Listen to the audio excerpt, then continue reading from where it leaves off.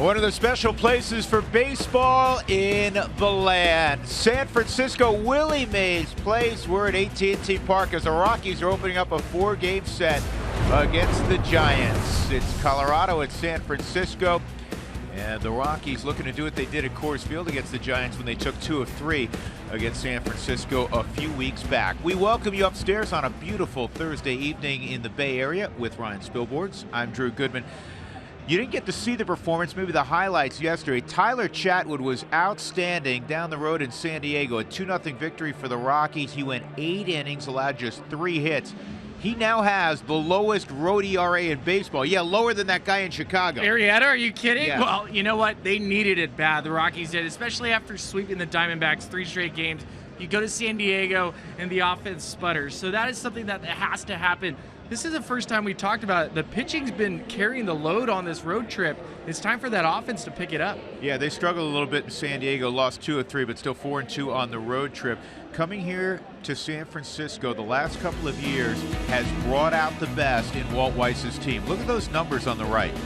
Well, it's unbelievable. You talk about a +10 run differential, but what has stood out to me watching this team on the road in San Francisco, much better quality at bats. We know about Nola. We know that he's hitting really well at AT&T Ballpark. But you talk about a rest of the team that puts the ball in play.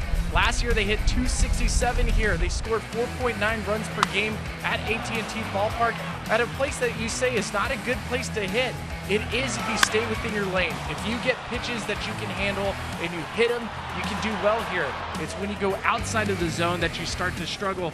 But we'll watch the Giants because we know that they're good at hitting here too. They're outstanding at hitting here. You know, in the past, you always think of Giants and the World Championship team's always been about pitching. They're scoring a lot of runs. In fact, this year, the top 2 home teams offensively, not a surprise, the Rockies are number 1. The Giants at AT&T. That is unbelievable. And in today's lineup, you're not going to see a Hunter Pence. You're not going to see a Joe Panic or an Angel Pagan. This is a team that takes quality at bats. Buster Posey, Brandon Belt, quality at bats, and then Brandon Crawford has turned himself into a fantastic ball player. It is a very difficult lineup to navigate because they are quality at bats top to bottom. They have to navigate past the Rockies' third baseman because Nolan Arenado last year was a one-man wrecking crew here against the Giants. 6 home runs here. We're set to go. Rockies and Giants, come on back to AT&T with us.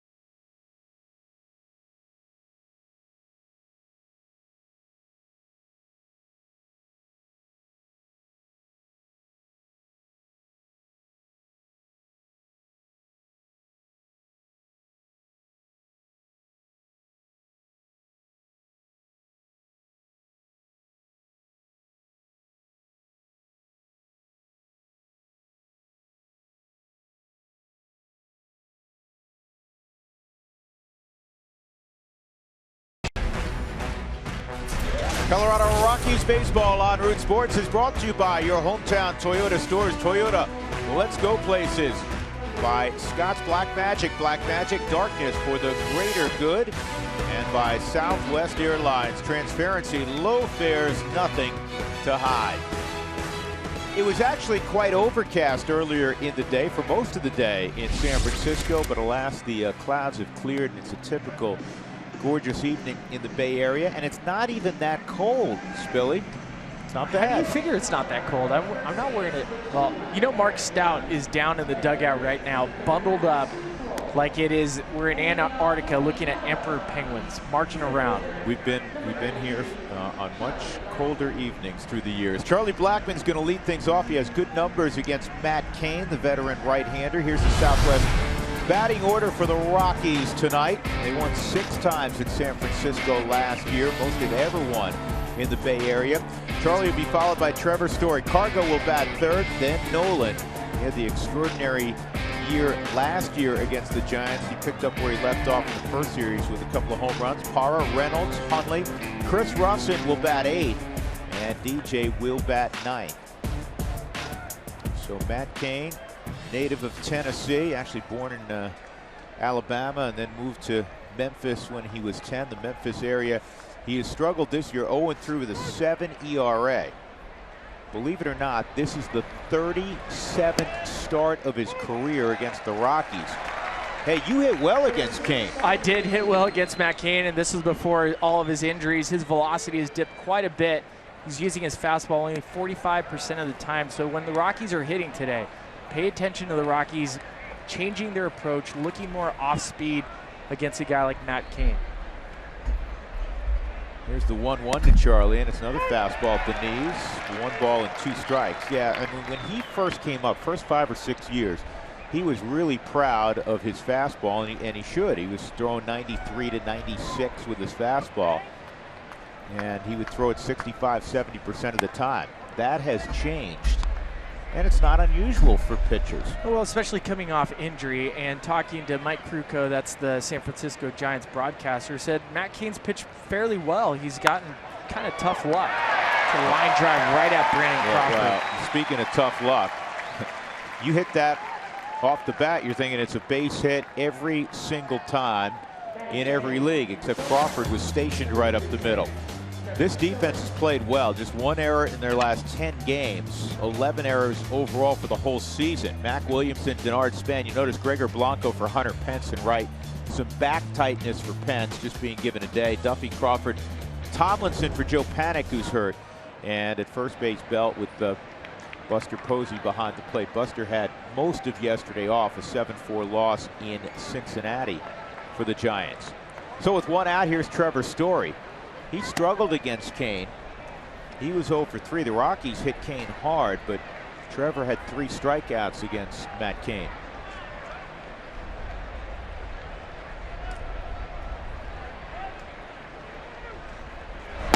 Brandon Belt is so far off of first base. If he hits the ball on the ground to the left side, it's going to be a good race, Billy, to see who gets there first, Story or Belt. I think Story can beat that guy if he runs over there. He's literally, folks, halfway between first and second. Got another one for you, Spilly. I know you were an outfielder, but does it not look like they overwatered the infield? It always looks like that. Every time you come to San Francisco, I'm glad you brought that up, because as a player coming here, you'd look at the batter's box and you look right in front of home plate, and you'd see it be waterlogged. This is in the air to center field. Span is out there. He's got it. 2 gone. And that'll bring up Cargo.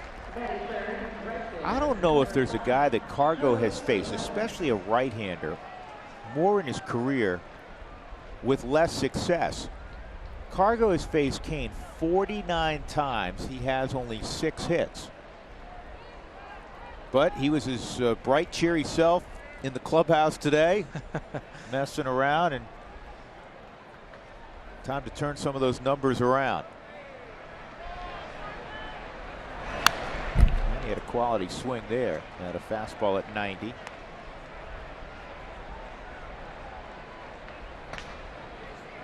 I've been noticing with Cargo, he's been hitting the ball opposite field so much more this year that he's not getting the same shift that he had been getting earlier in the season, where you'd see all three infielders on the right side of the field.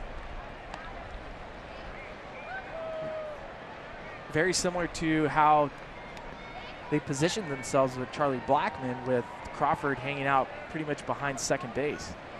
Here's the 1-1, and Cargo hits it in the air to shallow center. Bad jump by Span, and it's going to drop. He got fooled by the swing. I don't know if he would have gotten there anyhow. He kind of took 2 steps across and then came hard. So a bloop single for Cargo, and that will allow Nolan Arenado to hit here in the first inning. Last year, he tore up the Giants. And how about at AT&T Park? He was 11 for 33, 6 home runs. He drove in 14. The home runs ribbies most ever by an opposing player at AT&T Park. Spilly, you played a number of games here. There are guys who can't hit the ball out in batting practice. I mean, guys who hit it over the wall typically a lot. It's unbelievable. It can get in your head for sure. When you talk about driving the baseball, and for some hitters like myself, I tried to hit the ball opposite field, and at this ballpark, right center is a nightmare. They call it Triples Alley, but that's where most hits go to die. I mean, guys will catch those.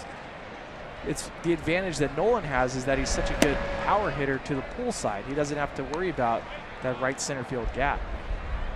He had a home run taken away from him yesterday in San Diego. Would have been a 3-run home run.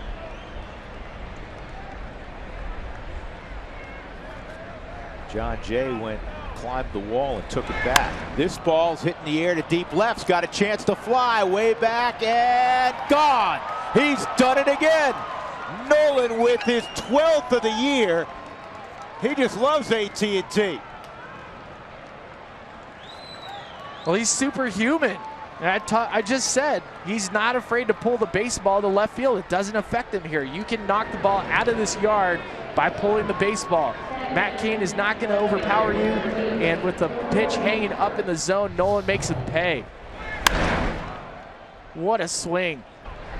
Like a changeup that just found its way back into the inside part of the ball plate, and Nolan makes him pay with a beautiful swing. We've seen that so many times here at AT&T. Gotta love those 2-out home runs. 2-0 Colorado. Here's Parra. And Gerardo takes a strike. You can see on the Subaru Supermo, that's a changeup, and he tries to get it outside. That's where pitchers are trying to pitch to him, but you miss inside to Nolan, he is gonna make you pay for that. See how short his swing is. Giving thanks, and DJ's just asking, how do you do that? He is something else. Leading baseball by 2 now in home runs. He's got 2 more than his teammate Trevor Story, 2 more than that outfielder for the Washington Nationals. Michael Taylor? Michael's a good player, but I was referring to the other guy. Jason Wood. The third one. Bryce Harper. 2 strikes on Parra, and that's fouled off.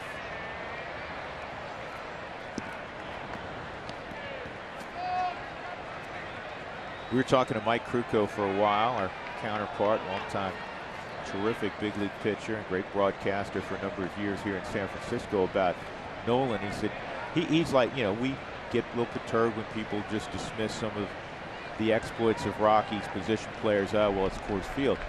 So now this ball's down the left field line, extra bases for Gerardo. Back to that thought in a moment. And Parra has himself a 2-out double. The Rockies apparently not done in the first. Good piece of hitting here. Great piece of hitting by Gerardo Parra. 2 strikes. He was fouling off a couple pitches, and something that Walt loves about Gerardo, he's not going to hit for a lot of power, but he can be a quality at bat. You see that pitch is way off the plate, shoots it down the left field line.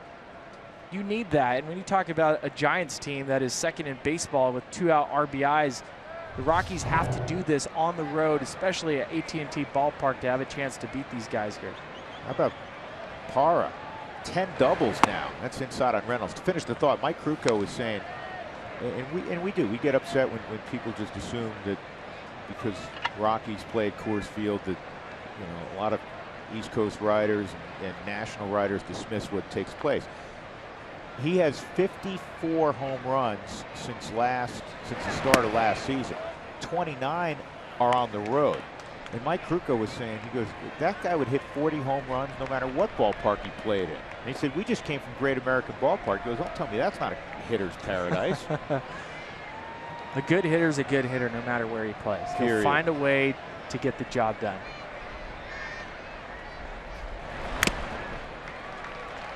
Two and one on Mark Reynolds, trying to drive in a third run here in the first. Well, you're always curious. Carlos Gonzalez started this rally off with a jam job to center field that Denard Span misplayed. Matt Cain's probably standing on the mound thinking, what next? Nothing's going my way.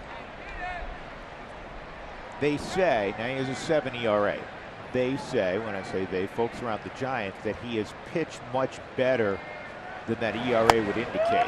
And what they mean by that is he's had some jam shots that fell and had a little bit of traffic, but pitched a little bit in hard luck. He has not won in a number of starts, though. Going back to last year, where he dealt with the nerve injury and in the elbow, and made only 13 starts last year.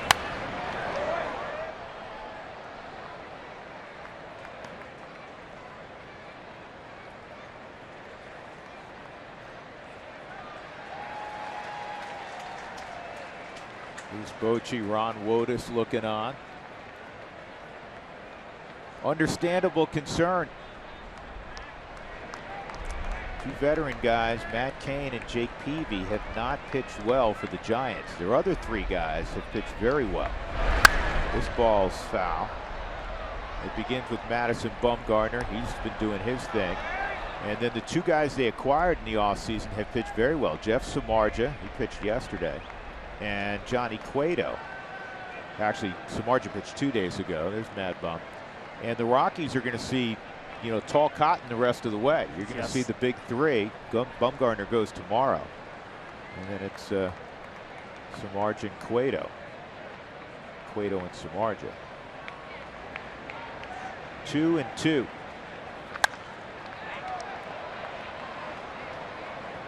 So when you look at the Giants rotation, Spilly, 3 ERA, Samardzija, Johnny Cueto mid-3 ERA, Peavy's got a 9 ERA, and Matt Cain going tonight has already been touched for a couple of runs.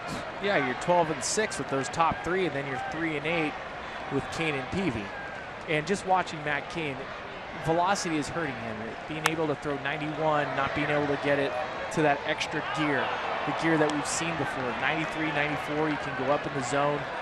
Mark Reynolds has fouled off pitches that were, for Matt Cain 2 years ago, strikeouts. And now they're fouled off, and Reynolds might get a pitch that's hanging in the zone, and he can do some more damage.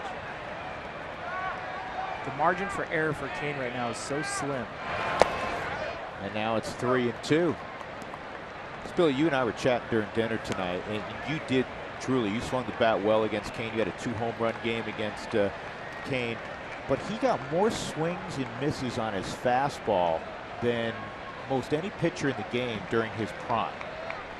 Curious to look back and look at the spin rate, because he had one of those balls that would just go right past you.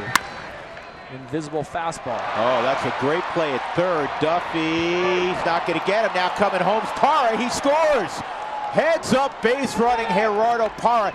Never stopped going on the throw by Duffy to first. And the Rockies get another run. On the infield hit, it'll be an RBI for Reynolds. 3-0 Colorado. That is great base running by Parra.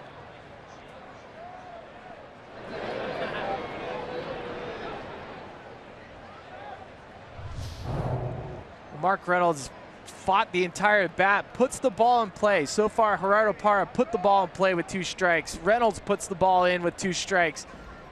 You can see on the Subaru Supermo, Reynolds does beat the throwout, so they're not going to challenge. And Parra never stopping. Look at Cole. Cole is just watching as Parra goes, and that's a nice extra run right there. Well, this is a late scratch. They just made the announcement on the public address. Nick Hundley, we talked to him during batting practice. Something must have happened because Tony Walters is now in the ball game, and he flies out to end the inning. With 2 outs, the Rockies go single, 2-run home run, double, infield hit, and they put a 3 spot up at AT&T against Matt Cain. Home run number 12 for Nolan. Great start for the Rockies.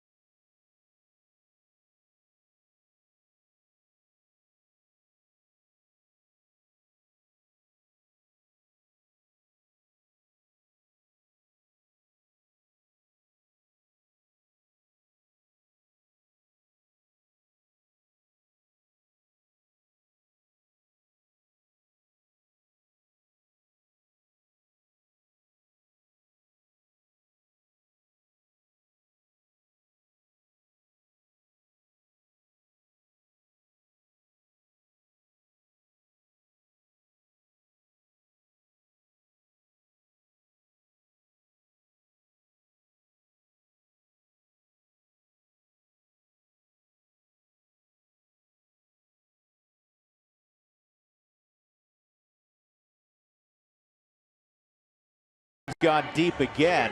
It's his 7th home run here in his last 10 games. How about that? That's crazy stuff. Denard Span's going to lead things off for the Giants. He's the rest of Bruce Bochy's lineup, brought to you by Southwest Airlines. They're missing some regulars, guys with leg injuries. Angel Pagan is out right now. Joe Panik is out right now.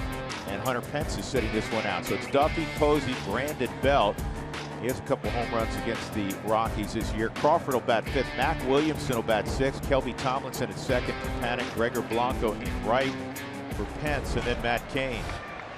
Chris Russet, he's been throwing the ball exceptionally well. This is his 2nd start. He had a great 5-inning start down in Arizona, in which he threw 5 innings of shutout baseball. He allowed only 1 hit.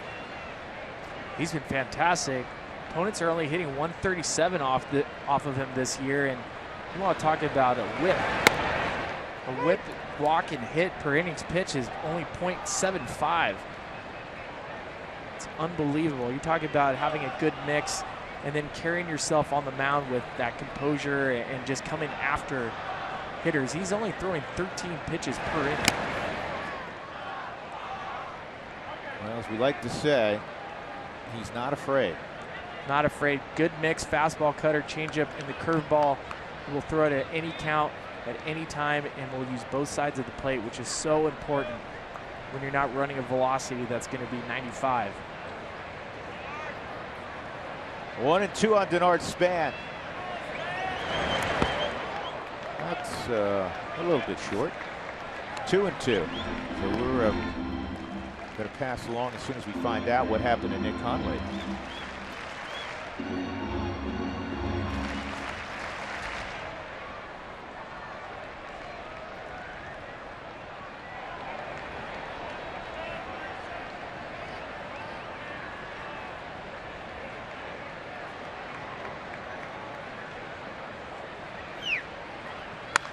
Pulled down the line. That's a fair ball past a diving Mark Reynolds. And it's going to be a leadoff double for Span.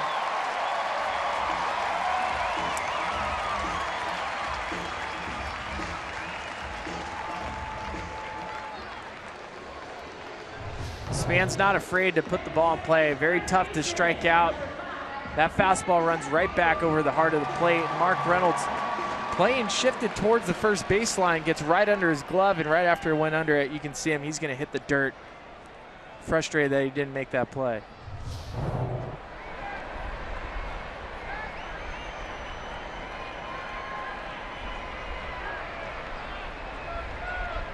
That'll bring up Matt Duffy. Duffy 0 for his last 11 at the plate.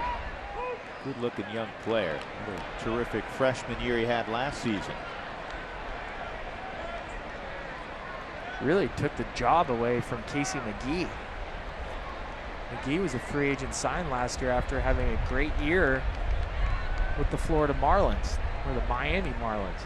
Yeah, you know what? As good as he was with Miami, Spilly, the year before, unfortunately for Casey, it was as poor as he was. It was just a 180. I mean, he really struggled last year. He was not a good player, but to Matt Duffy's credit and to Bruce Bochy's credit, taking a young kid and giving him the opportunity to play.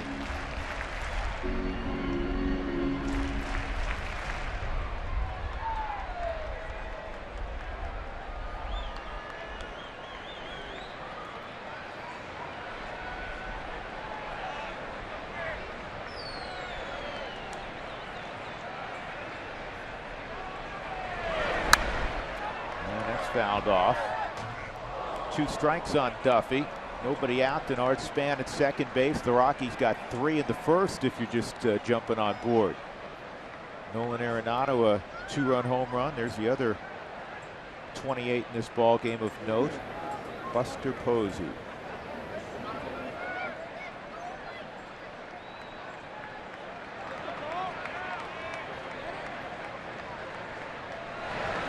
And that's going to be a base hit to right. Cargo's going to get to it quickly. They'll have to hold Span. And it's first and third.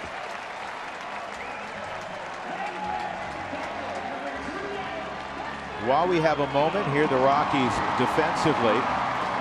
It's an outfield of Parra, Blackmon, and Cargo.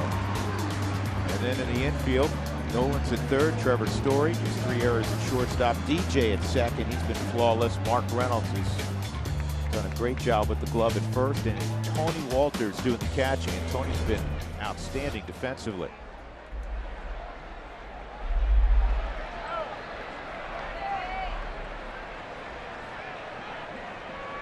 So here is Buster Posey, who has great numbers, 315, 4 home runs, 9 RBIs. The only reason he has 9 RBIs, he's only 2 for 20 with runners in scoring position of late.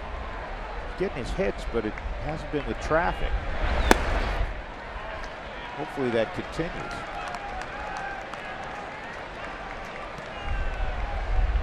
It's always a good candidate for a double play ball.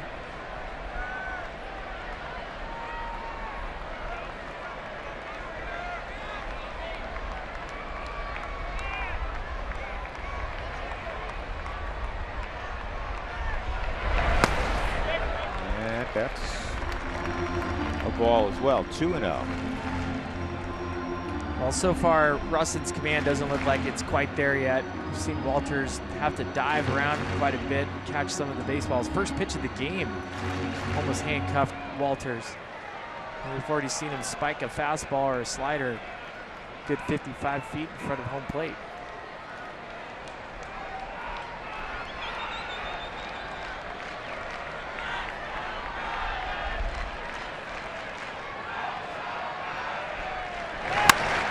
That is roped to left. That's going to run to the wall. 1 run is scored. Duffy gets a green light. And the throw to the plate is not in time. 2-run double, Buster Posey. And the Giants are right back in the ball game. Double, single, double. Nobody out. The tying run at second in the bottom of the first.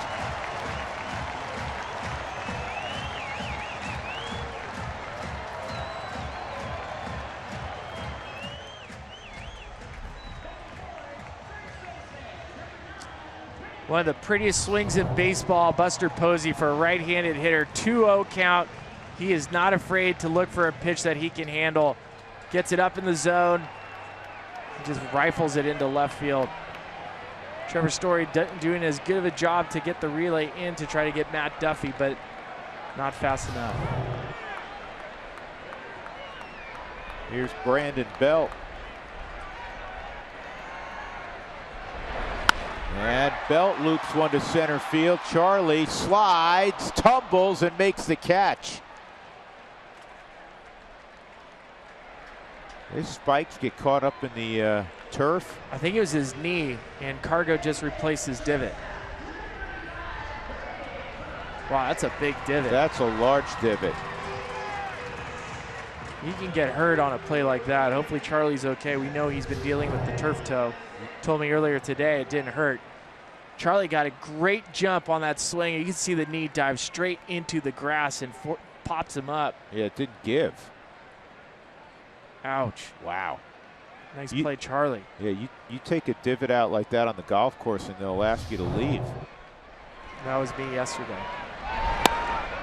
Were you bad again yesterday? The worst. Brandon Crawford swings and misses.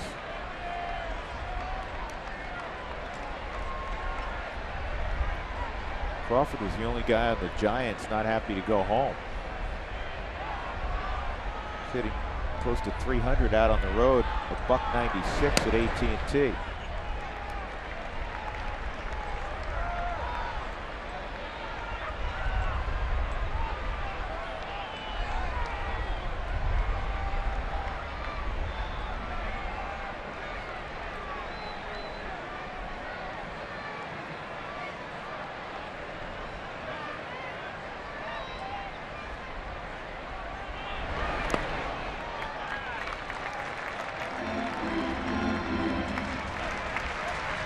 Rockies get 3 in the first, and the Giants have countered so far with 2 in the bottom of the first.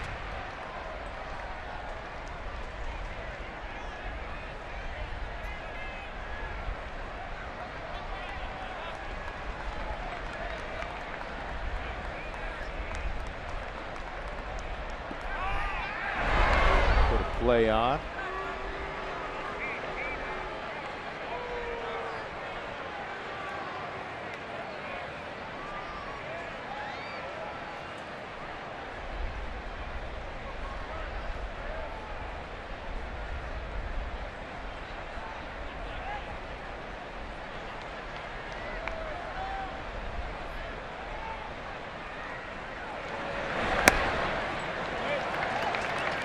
Got a 2-seamer, but that's in. It's 3-1.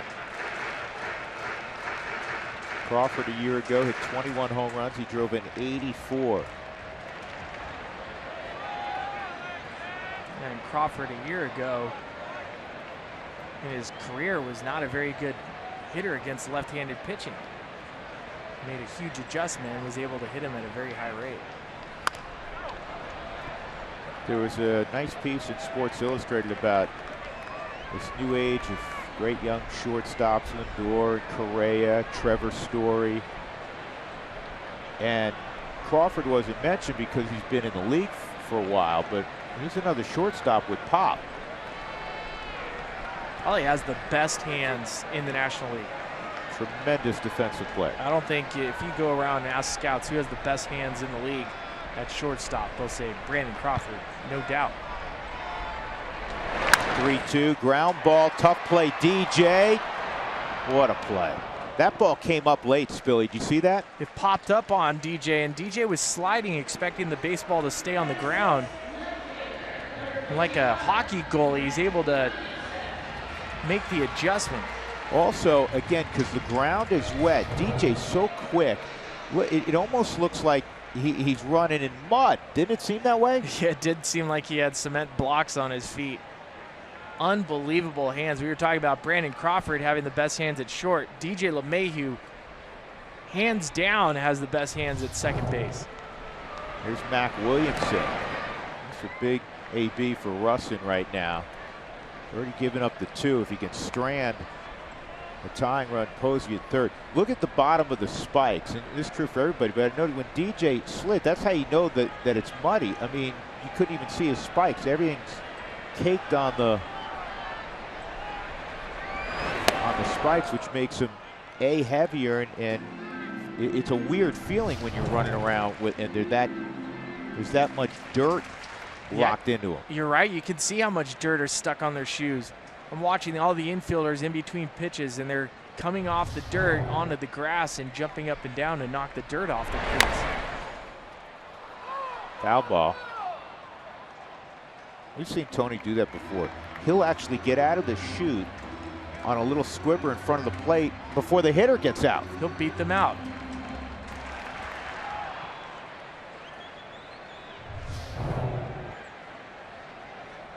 We'll show you what we're talking about with Walters. Look at him. He's going to pounce out of here and beat the hitter out of the box. Not many catchers can do that. 1-2 on Williamson.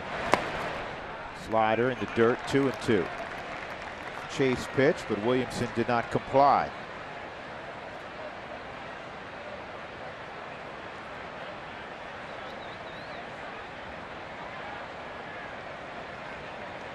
A lengthy first inning for Kane. This is the 23rd for Russin, and it's bounced foul.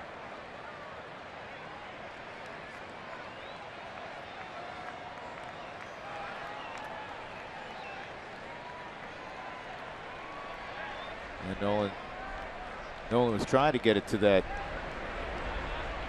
kid, but we had an E on the fan.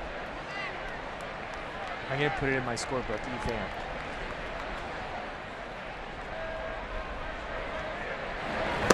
Two, and he got him. The Giants get two, though. Double by Span, got it going. Duffy threw out a single, and then Buster Posey drove them both home with a drive down the left field line. 3-2 Rockies. To the second we go.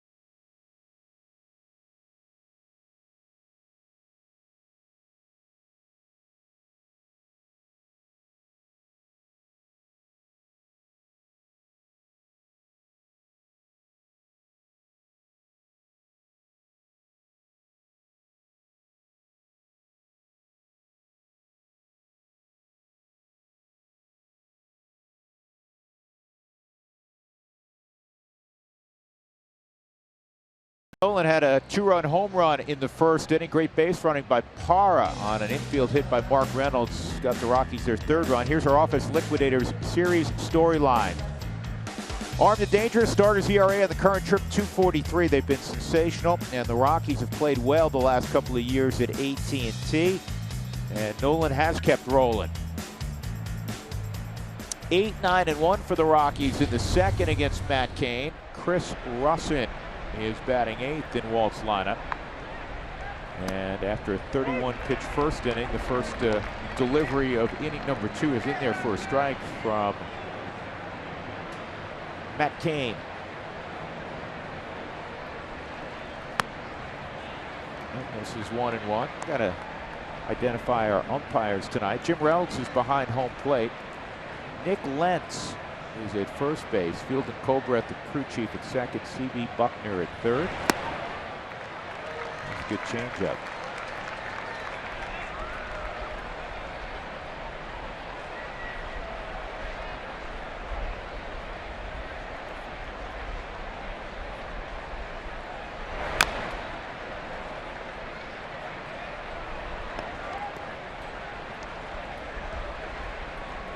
Well, you never want to give up 2 runs after you score 3 in the first, but here's your chance if you're Chris Russin to get on base and try to get some of those runs back.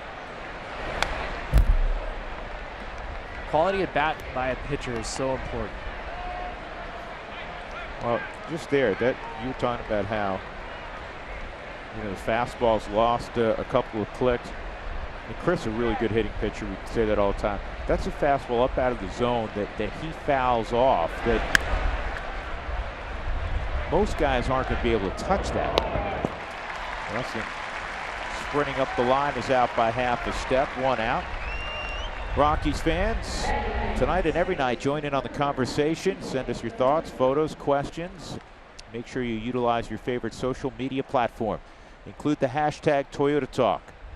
We'll get to some comments as the evening progresses. DJ LeMahieu will come up with 1 out.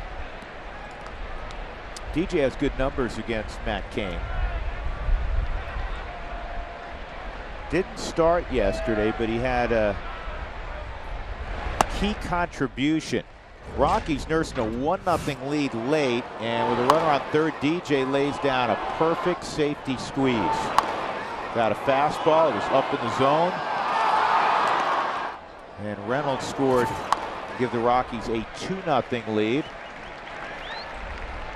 Jake McGee came out of 1-2-3 ninth inning, but that extra run, man, that's huge. No doubt there is a situation, 3-2 count to Will Myers. And you talk about if he walks him in that count, now you have Matt Kemp up, where without a 2-run lead, you're talking about maybe that's the potential game-winning home run.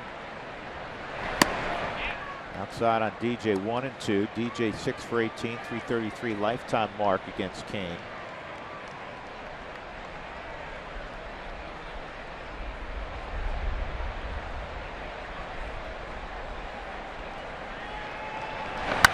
And that ball's hit well to right field, and it is over the head of Gregor Blanco. And DJ has himself a 1-out double. Boy, that was hit a ton. DJ just spanking the ball to right field. We've seen him hit the ball to right. We know he hits the ball to right. Blanco in right field knows that DJ's going to hit the ball in right, but Blanco's playing a little shallow. Wasn't expecting DJ to be able to drive it over his head the way he does. And another fastball up in the zone. This one's a changeup up. And DJ getting on top of it. Notice how the hands are above the barrel. That allows his bat plane to stay on path and allows him to drive that baseball over Blanco's head and right.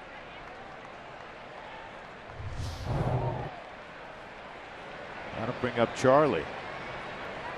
Charlie squared up a ball his first time up. He lined it right up the middle, but Brandon Crawford is playing right up the middle. And he made the catch. You can see Crawford on the alignment behind LeMahieu. Rockies up 3-2, top of 2. And a bunt attempt, and it goes foul. The Rockies in the last series, Philly, didn't take full advantage of having Brett Wallace, who's not the swiftest third baseman. He's really become more of a first baseman. Matt Duffy moves much, much better than Brett Wallace, but Blackman saw him back and also well off the third base line. That's why Charlie tried to put a bunt down. I just think in general the at-bats in San Diego weren't the Rockies' best. And he does it again, and Posey is going to get him at first base. And that's where that soft dirt kind of just got deadened out there. Obviously, Charlie in that situation is bunting for a hit. Yeah, that's not going to be able to drive a run in, especially with 1 out at second base. So you know Charlie's trying to go for a base hit.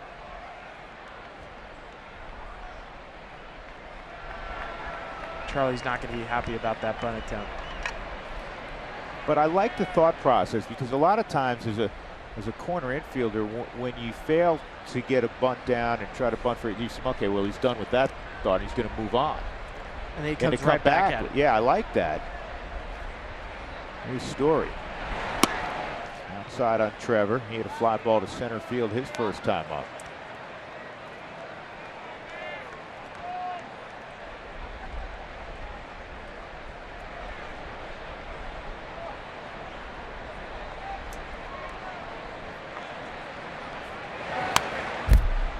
Trevor takes a mighty hack, and it's 1-1.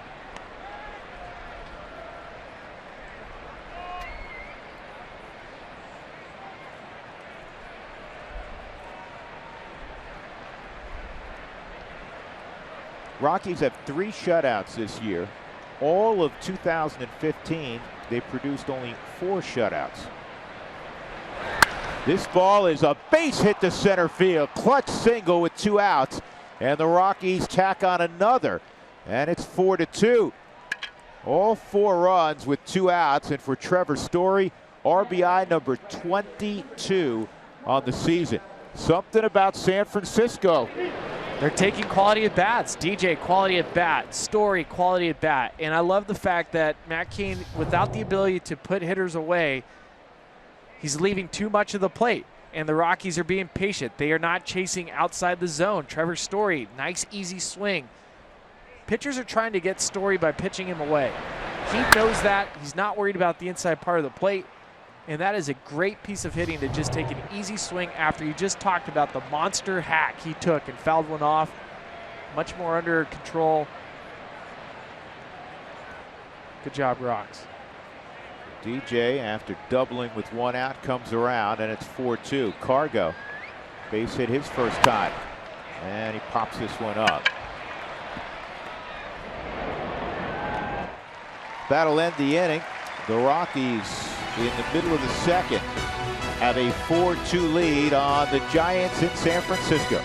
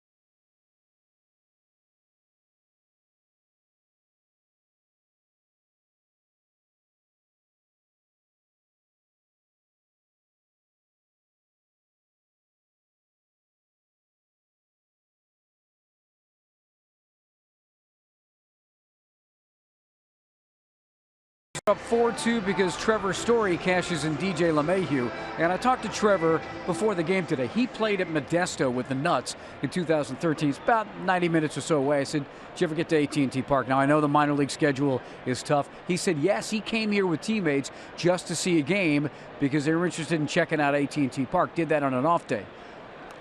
Billy, that's hard to do. I know, your schedule is crazy in the minor leagues. Did you ever do anything like that where you got to a big league park? I'm trying to remember if I ever went to a big league ballpark in the minor league season. I'm going to guess no, just because my only chance was with Visalia in the California League. Never went to a Dodger game or a Padres game. Never came to a Giants game. Well, for Trevor Story, and I've chatted with him about this as well, a lot of the parks he's going to, naturally, he's never been. Some of the cities he's never been.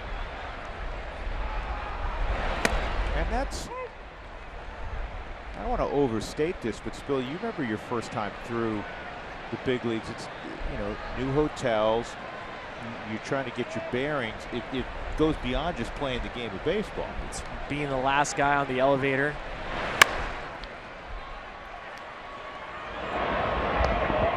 Arenado throws out Tomlinson, 1 gone. It's making sure you have all the stuff off the airplane.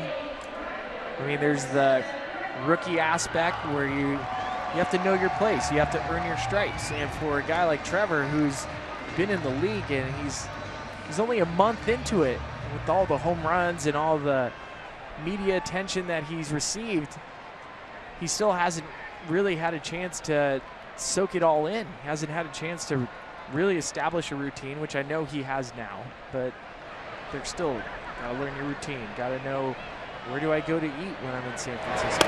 Well, it's been a whirlwind, and also coupled with all of the success and the historical success, the demands on his time are unusual for a guy who's a month into his big league career. Exactly. 1-0 on the veteran outfielder Gregor Blanco outside, 2-0. And think about it this way, especially in the major league level. Talk about a starting shortstop. That's the guy typically. You get off to the start that he has, it's unbelievable, but at the same time, you still have to let him know you're a rookie. This is going to be a tough chance for DJ, and he didn't get Blanco. Blanco runs well, and that was a dribbler that DJ did everything he could. It'll be an infield hit in front of Matt Cain. As we say, good pitch, bad result. Well, I always say you cannot dive into first base unless it's to avoid a tag. But as a base runner, you cannot help yourself. You're running towards first base, and DJ, such a great job. Bare hand, open the hand up nice and wide so you get as much surface area, and then to make the throw on the run, it's unbelievable what he does. It shouldn't be understated at how good DJ and Nolan are, but we see it every single night. That's bunted in the air, but Chris Russin couldn't get there. You see how good an athlete Chris is. I mean, he's sprinting off the mound like a 12-year-old trying to get there. Watch this slide again. Watch the head. This is a hard landing. It's exactly why you don't dive headfirst into first base. There's so many things that can go wrong, and it's not like you're faster. Running through the base, it's been proven. You're faster running, staying on your feet, but you cannot help yourself. Your body wants to get a hit in the major league so bad, to get on there for your teammates so bad. I've done it many times. You just cannot help it. And Cain gets the bunt down. So Blanco to second with 2 outs. 1-4 on the sac bunt, and that'll bring up Denard Span, who doubled right down the first base line last inning. And it's situations like this that makes the Giants so dangerous. 2 outs. The Giants have scored 57 runs this season with 2 outs. There's only the Cardinals that have scored more with 64. And the Rockies have scored 4 2-out runs in this game. They have a 4-2 lead. Russin left on left against Denard Span. Chris Russin has proved to be a terrific waiver wire pickup. He was waived by the Cubs. That's how the Rockies got him in 2014. 2 complete games last year at Coors Field for Walt Weiss.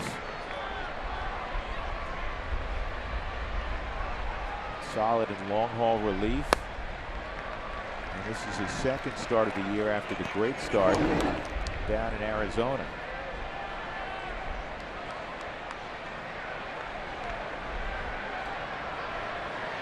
Cerebral guy, product of the University of Kentucky, drafted after his junior year, pretty late, did not sign, and then went in the 4th round after his senior year.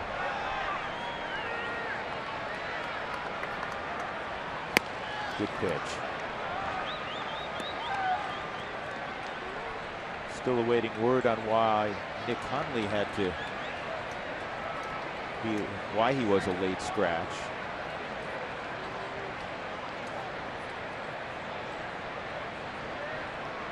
Mark Stat endeavoring to get that information for you. 1-2 on the former Twin, former National, Denard Span, 32-year-old. First year in a Giants uniform. And that kicks away from Tony and moving up 90 feet is Gregor Blanco. Well, throughout the night so far, it's only been 2 innings. But Walters has had quite a bit of trouble handling Chris Russin. Russin not as sharp tonight with all of his pitches. This pitch is down in the zone, and it goes right between Wolter's legs. And what you saw right there, and it'll be a wild pitch because it hit the dirt, but Tony will tell you he's got to block that. What you saw is very common for a guy who is a infielder by trade. They want to field the ball with their glove instead of just blocking the 5-hole. You just got to keep your glove down. That's why one of the great tricks of the trade when you're teaching catchers, take their glove away when they're blocking. It's fouled off. The best I ever saw picking the baseball, Yorvik Torrealba. And during spring training, catchers would do a drill where either it'd be a coach that would throw a ball and you'd have base runners at first reading dirt balls, or they'd set up a curveball machine to bounce it. And Torrey would never drop down like you're talking about, put the glove down. He would just stay in his crouch and pick the pitch. He was the outlier. Yeah, technically not what you want to do. That's fouled off again.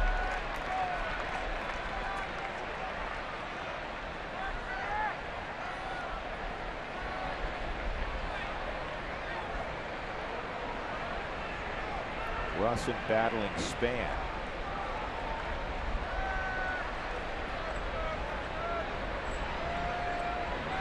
That's a different look, but that fits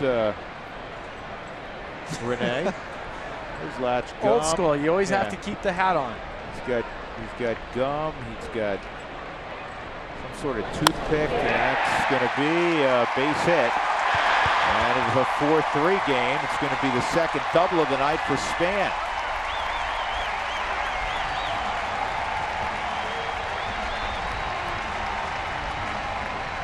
This is why the Giants are so good. They do not go away. They score as many runs at home as anybody in baseball. Second to the Rockies at being able to score at home. And the reason why, they grind their at-bats. Another 2-strike double for Span. He's not going to strike out. Only 11 in 108 at-bats. Good piece of hitting. Not a good pitch by Russin with 2 strikes, and Russin was visibly upset on the mound, yelling into his glove after he threw that pitch. And Duffy, deep short, coming to get it is Story. That's a great play to end the inning. In the inning, another run for the Giants. Denard Span brings home Gregor Blanco. 4-3 Colorado going to the third.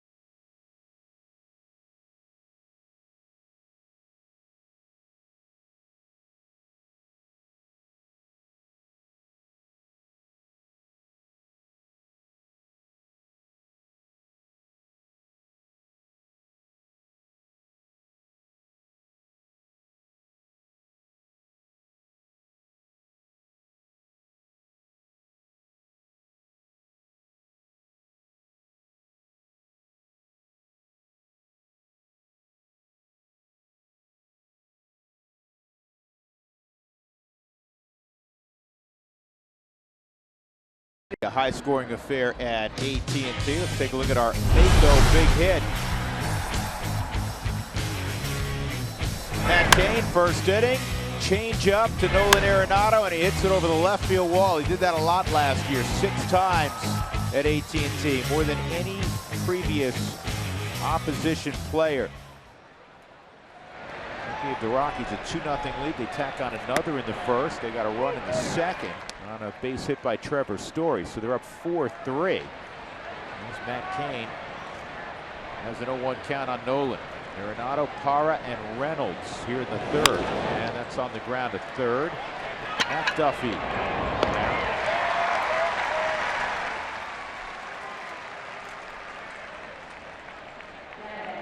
I'll bring up Gerardo Parra. Parra had a great first inning at bat. He was behind 0-2, fouled off a number of pitches, and then on a pitch probably 3 inches off the plate, he lined a double down the left field line, and then he would score a couple minutes later on a Mark Reynolds infield hit. He scored from second because he never broke stride.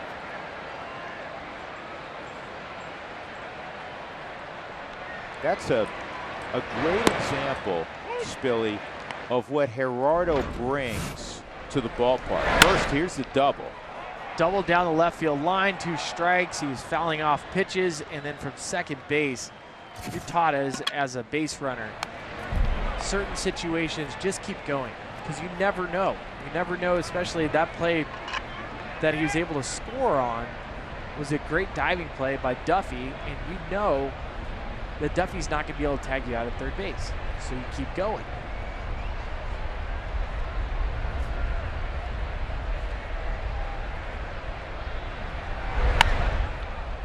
This is hit to shallow center field and drop step into making the catches. Crawford 2 outs. Folks, if the Rockies score 7 or more runs, go to participating Colorado Taco Bell locations the next day. Do it between 4 and 6 to get your Rockies taco special. Live Moss at Taco Bell. Rockies 3 runs away from the magic number. With 2 outs, Mark Reynolds to the plate. Drove in his 9th run on that infield hit. Between short and third, Duffy snared it by diving. By the time he scrambled to his feet, Mark beat the throw by maybe 3/4 of a stride, and then when Belt turned to go to the plate, he had no chance to get Parra. He got a hanger there, and he just missed it. High fly ball to left field. Williamson will have it, and it's a 1-2-3 third inning for Matt Cain. Middle of 3, you see Reynolds, he's upset. He knew he had a pitch to hit out. 4-3 Rockies.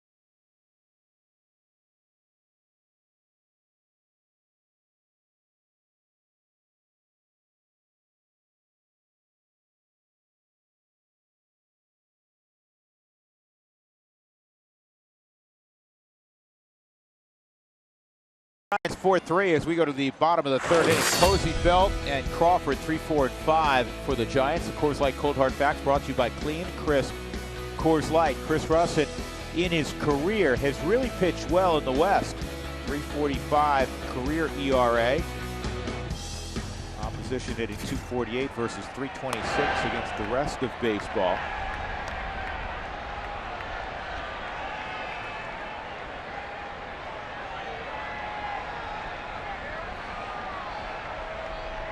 Posey doubled in 2 his first time, and he hits a high fastball into center field for a base hit. This is a tough lineup.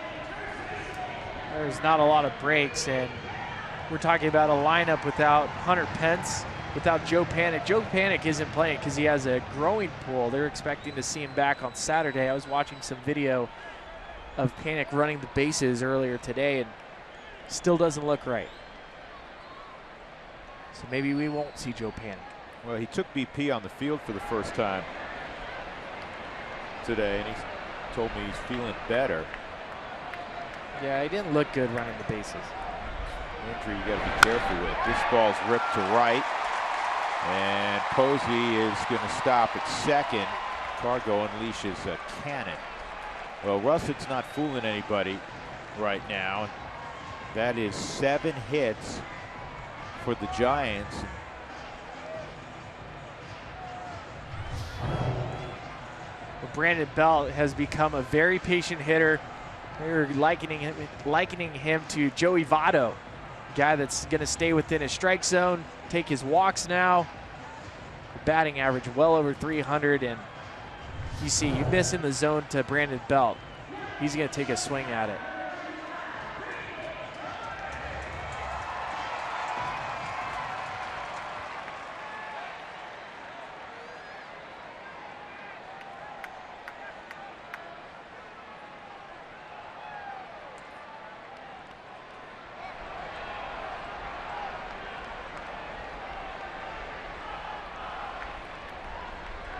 Crawford out on a fine play by DJ LeMahieu in the first inning.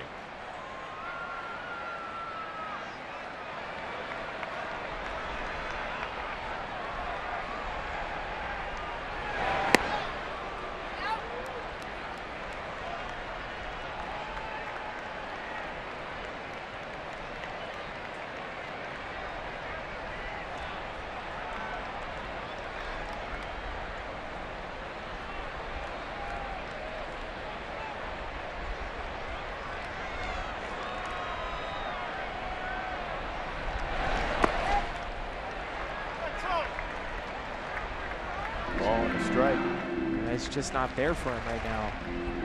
Russin's been struggling trying to command his slider and can't seem to find the right release point with it.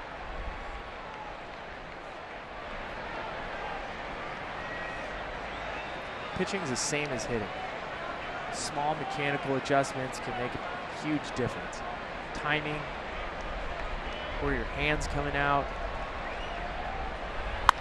And this ball rifled into right, a base hit.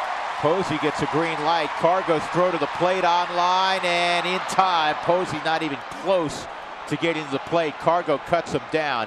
Great job by Walters to hang in, field the ball, and then apply the tag. And Buster Posey never got within 5 feet of the plate. So Cargo helps out, keeps that tying run from scoring, but the big issue right now is Russin, because they're hitting line drive after line drive against him.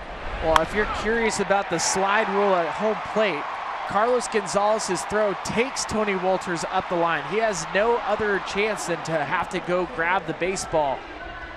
So there's not a sliding lane per se for Buster Posey, but it's also so far ahead of Buster Posey.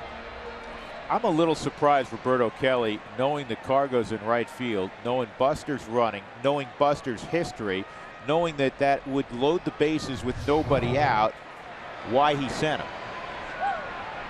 And I'm not trying to, be a historical revisionist here, but from I'm glad they did, but from a Giants standpoint, Russin's on the ropes, and you just tested one of the great arms in baseball with a guy that is a below average runner. I'm scratching my head over here.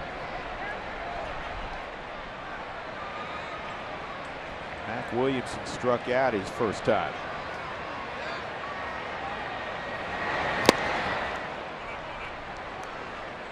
I mean, there's always two schools of thought.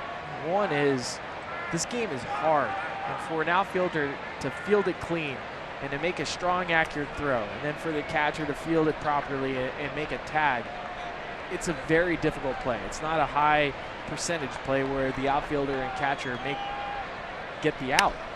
This is a double play ball. Story on the first, good pickup by Reynolds, and the Rockies get out of it despite 3 straight base hits. They'll retain the lead going to the fourth, 4-3.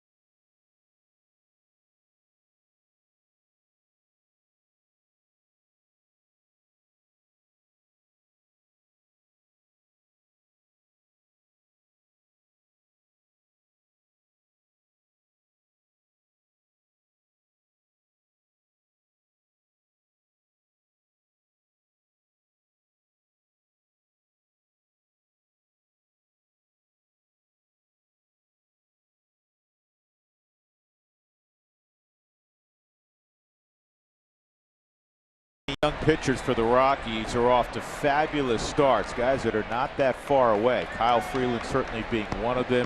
Jeff Hoffman, Marquez down in Double-A in the Eastern League is pitching really well. Tony Walters hits the first pitch on the ground, and Tony is thrown out by Brandon Crawford. That'll bring up Russin with 1 out in the 4th inning. 5 in a row retired by Matt Cain. He allowed 4 in the first 2 innings. You and I were watching the minor league game today on the computer. We were watching Kyle Freeland pitch, and we got a big kick out of the in-between inning promotion, did we not, Drew? That was that's what I miss about minor league baseball. I've never gotten to spend, I've only been to a handful of minor league games ever. And you remember some of the great promotions when you were playing in the minor leagues. They had one today for the yard goats. Monkey cowboys on dogs. That's right, little monkeys with cowboy hats on shepherd dogs chasing down Rams in the outfield. Now, I don't know if Spilly was seeing something because I couldn't verify this, but he swore that one of the monkeys on the back of, I don't know, it was a poodle or something, took his hat off for the crowd. Yeah, he was waving into the crowd. I'm still laughing just because it's true. It really happened. That was in the middle of the game. That was after the 5th inning. The outfielders couldn't go to the outfield to play catch because they had Rams and dogs with monkeys on them running around. It's awesome. I hadn't seen Curious George in years. I'm curious how much that costs to do that promotion, because you know that's a minor league promotion, and that guy drives around to minor league fields and does that. He must have like a caravan like Ringling Brothers, because there were there were a ton of them.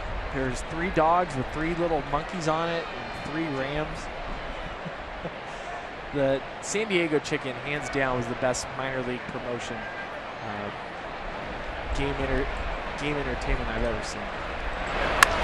And Russin hits one to Crawford. This Mother's Day, give the gift of Rockies baseball. Find gifts for Mom at Rockies Dugout Store, the place for all things Rockies. And don't forget to buy flowers. One of our very loyal viewers at home just texted me, and he wants video. He wants the monkeys on dogs chasing ram video. I'm sure we can find it. Tavis Strand's our producer. Tavis, get to work. Get the video. That's a strike on DJ.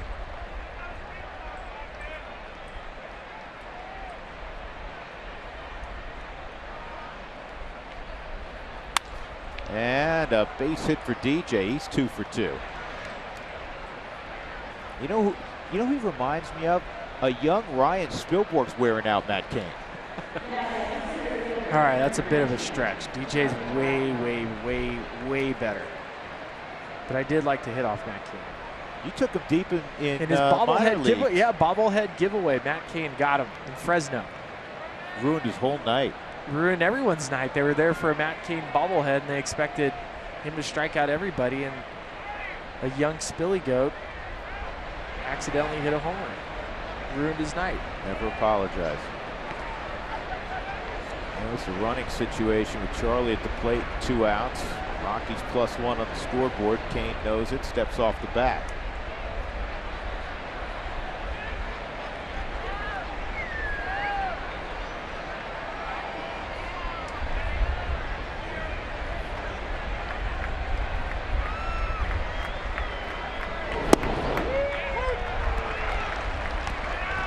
It's a strike on the outside corner. This was tweeted in. Chuck Nasty, hey, my name is Charlie Quackman at Anything Huron Street Library. Adorable baby duck. Huron Street. He's a closer, right? For the Angels? Close. See, Buddy's on the DL. Yeah.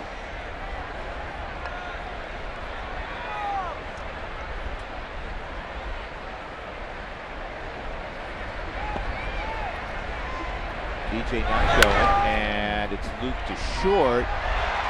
Crawford wants to go across. He took it on the short hop. That's all for the Rockies in the 4th inning. Middle of 4, Colorado 4, the Giants 3.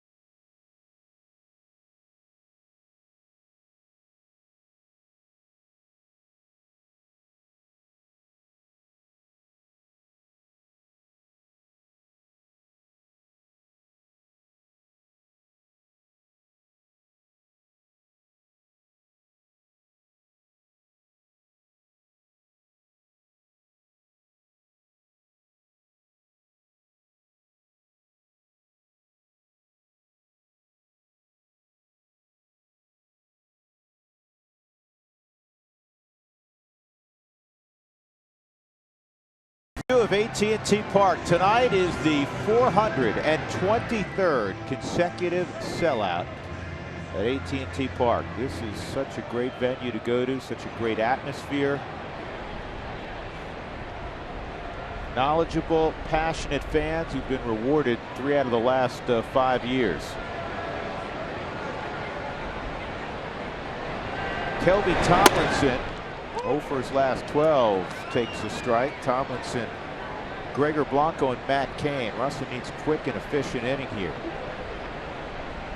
3 runs, 8 hits allowed by Chris, and that's not the start he was looking for. It's going to be a lead double. Tell you what, Parra made it pretty close. But it's a double leading off for Tomlinson to snap that 0 for 12. Start to wonder if Walt's going to get Christian Bergman up. I'm not seeing a lot of depth with Chris Russin's slider, and you're right, Drew. Parra made a heck of a play in left field to be able to get around that baseball and make it close at second base. Off-speed pitch, too much part of the plate. And Parra, this is the impressive part about this. As an outfielder, you want to hit the dirt. You want to short hop it into second base because it allows for an easier tag for the infielder to be able to receive it and tag it, rather than just trying to throw it on the line in the air.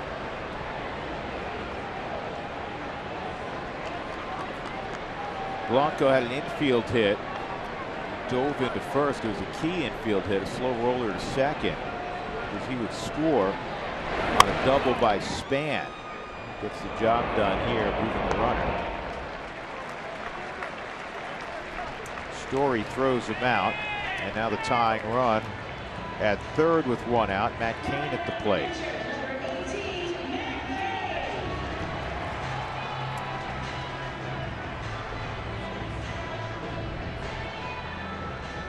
You have to go for the strikeout right here. Yeah, and you have to be aware with a lefty on the mound naturally of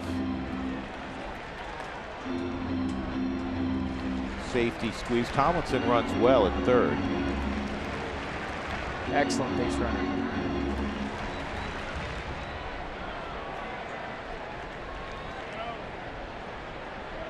You'd see Tom Reynolds talking with Walt Weiss, trying to figure out if they're going to do a pitch out, if they're going to try to keep the ball down. Well, the guy at the plate took that hack with the it's called the bail and whale hack, is 0 for his last 41 at the plate. So should expect some sort of safety squeeze, some sort of bunt push towards Mark Reynolds or towards DJ, see if they can get past Russin. But Russin is an athlete on the mound.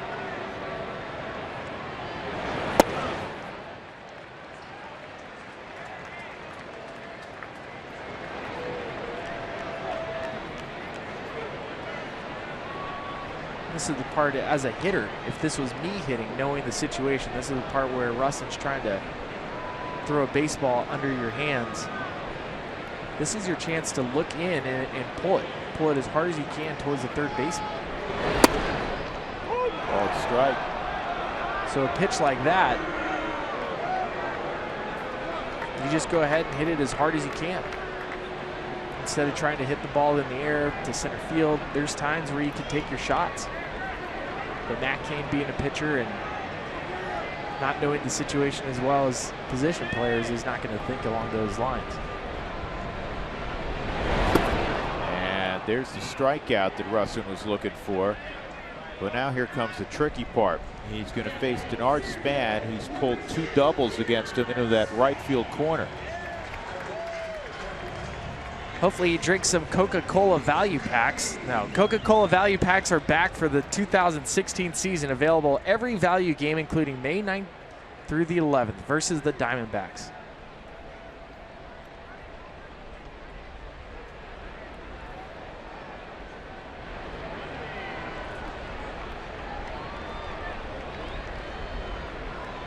Span an RBI double in the second, and he scored a run in the first when he led off with a double.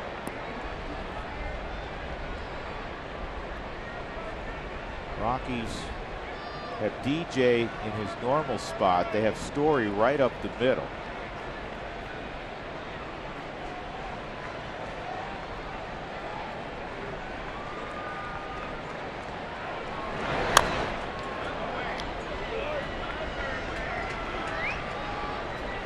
Russin's worked ahead of most hitters tonight. It's getting the put-away pitch that's been problematic for him. When you don't have command of one of your better secondary pitches, it forces you to rely on your third and fourth best pitch. Haven't seen a lot of cutters from Russin tonight.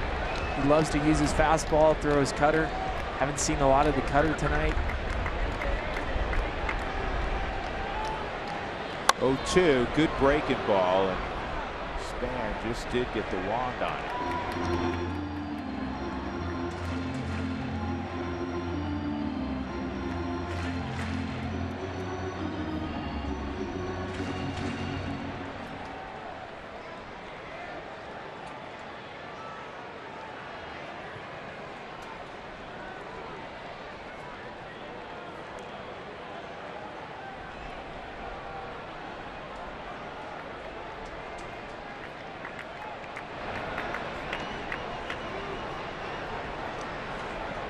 Two.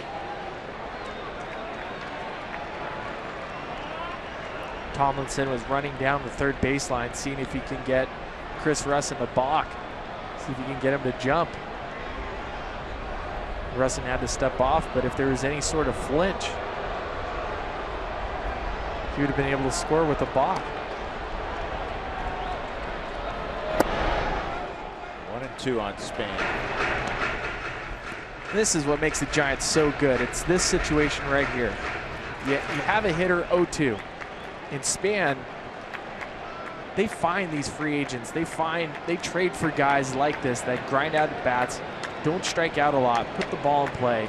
Span already with 2 doubles with 2 strikes. In his last 2 years in Washington, he had 301 and 302. I mean, Span can hit. He can hit. And a good block that time by Walters. He had a season in which he had 311 in 2009 with the Twins.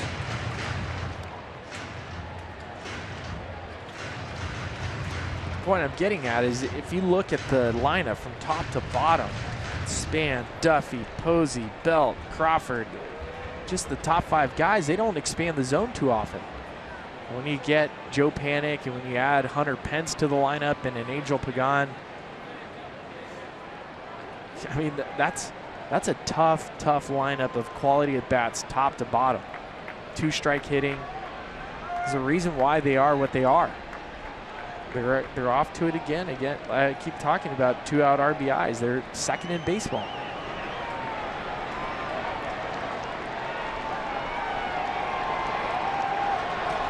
Two and two. They want a fastball up and in. It's up and in. 3-2 with Matt Duffy on deck.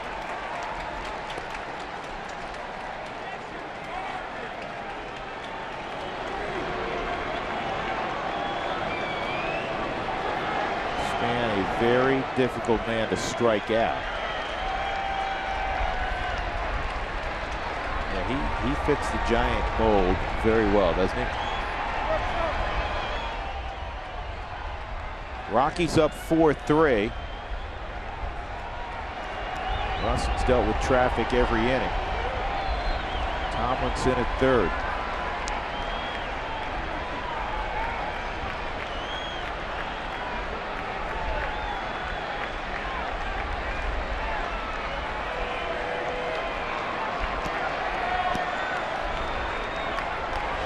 Russin and Walters trying to get on the same page.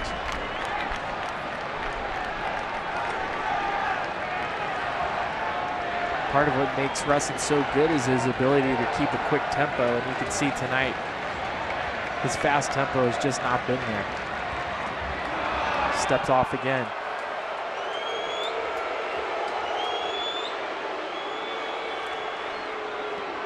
This is the same thing with Tony Walters. Nick Hundley comes out of the game before the game even starts, and obviously you do your homework, but you probably don't have the exact same game plan that Nick Hundley and Chris Russin talked about before the game.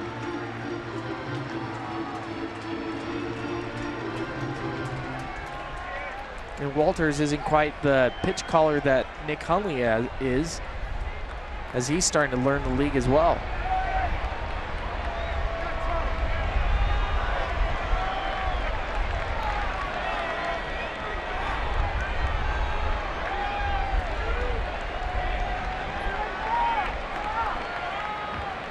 Here's the 3-2, and Span swings and misses.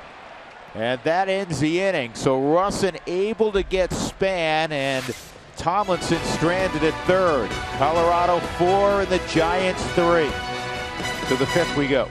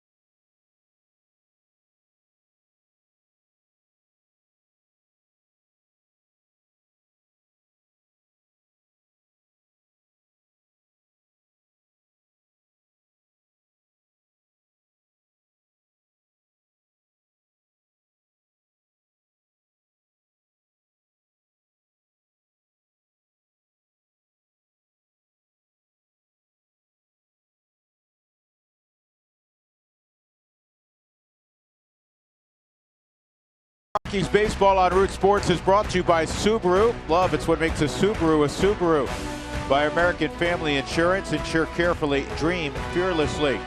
And by Lodge Casino, pitching up a perfect game for cash every Friday and Saturday. Lodge Casino, your first choice for fun.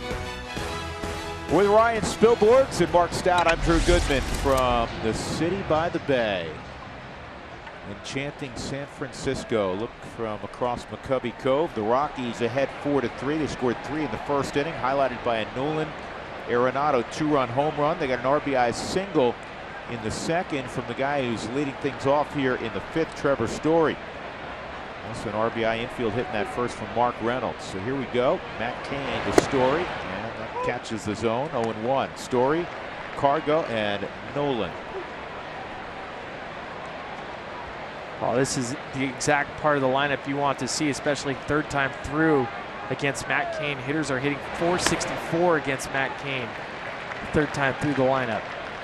You know, this year against his fastball, the league's hitting .340.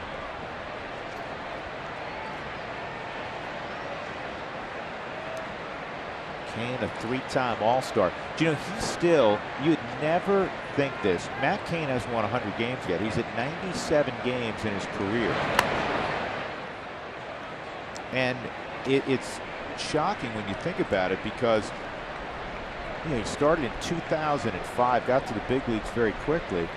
You'd think he'd have like 130, 140 wins. But if you recall, he was like the hard luck pitcher in baseball. This ball's well hit left center field. Did he catch it all? Yep. Another home run for Trevor Story. His 11th. And it's 5-3. How about that shot? He was kind of out on his front side a little bit, Spilly. He had to reach for it. Man, that kid is strong. You talk about pitchers trying to make an adjustment against Trevor Story, working him on the outside part of the plate, going fastball away, soft away, trying to get him to roll over. You're right, he was out on his front foot. But guess what? He kept that barrel in the zone. That was loud off the bat, Drew. Man. This is AT&T at night, and he's going large fly to left center field. I'm telling you, he's special.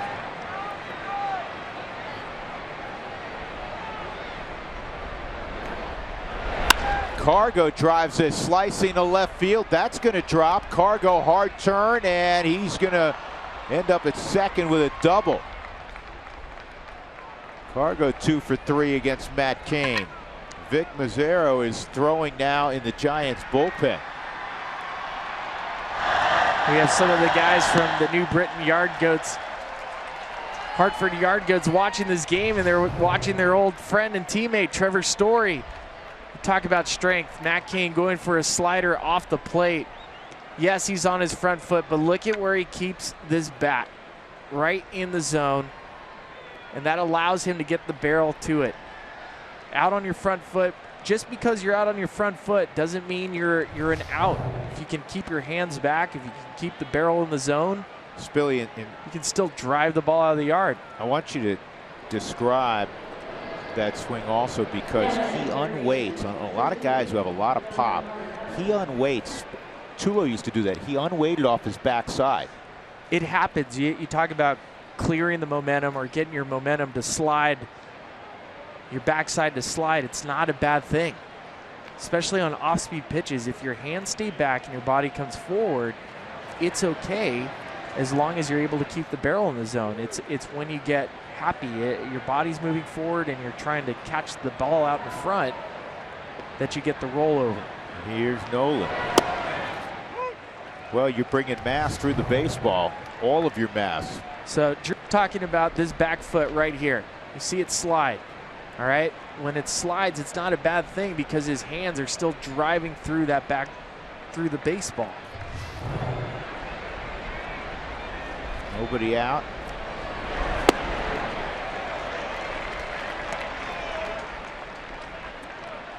Well, Nolan's got to tell himself that's why you get 3.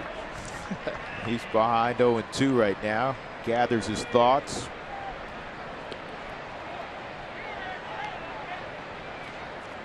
Yes, the dude is strong.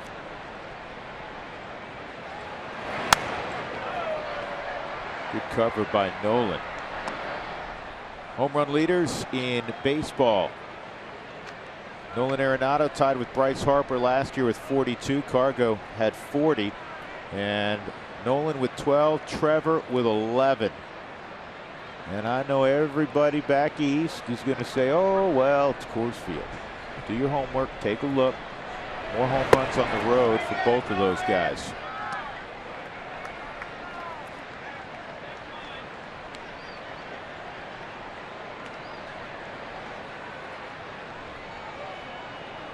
Well, I really like, oh, I love both those jerseys. That All-Star game one's cool. See you in San Diego.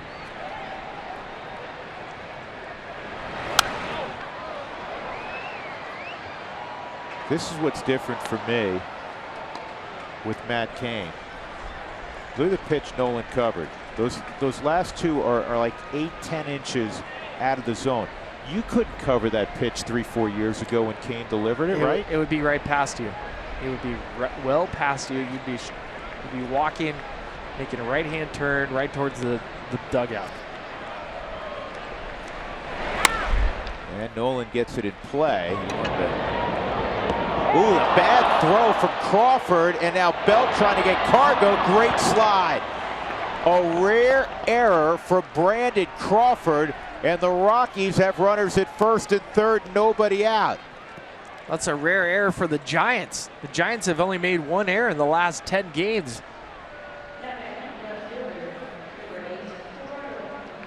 They've played near flawless defense.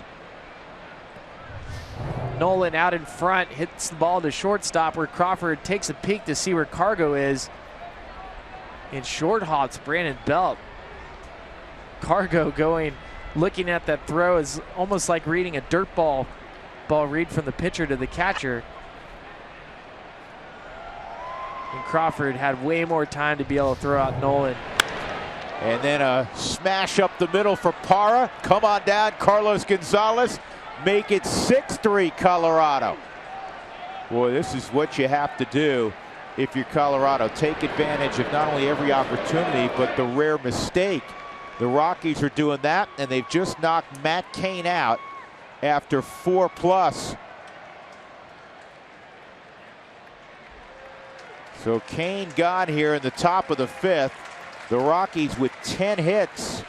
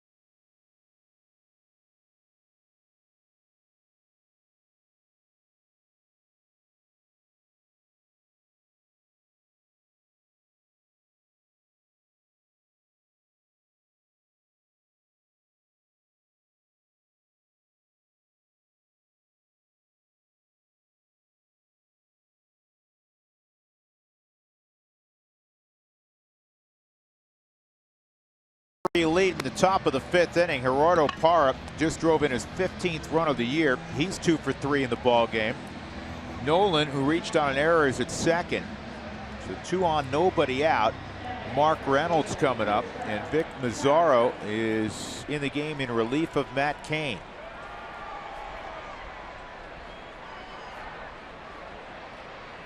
So Mazzaro here in the 5th inning. Mark Reynolds, an infield hit, and he got a hanging slider against Reynolds, and he hit a towering fly ball to left, and you could tell he just missed it. Reynolds a chance to do further damage here against the 6'2" right-hander Mazzaro. Mark takes a pitch, it's in there for a strike.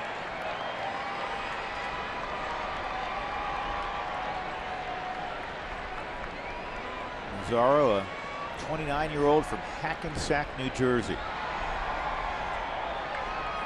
Right across the Hudson River from Manhattan. Hackensack? Hackensack. I'm assuming that's where they invented hacky sack. Remember hacky sack? Were you ever in a hacky sack? I went to UCSB. You had to be.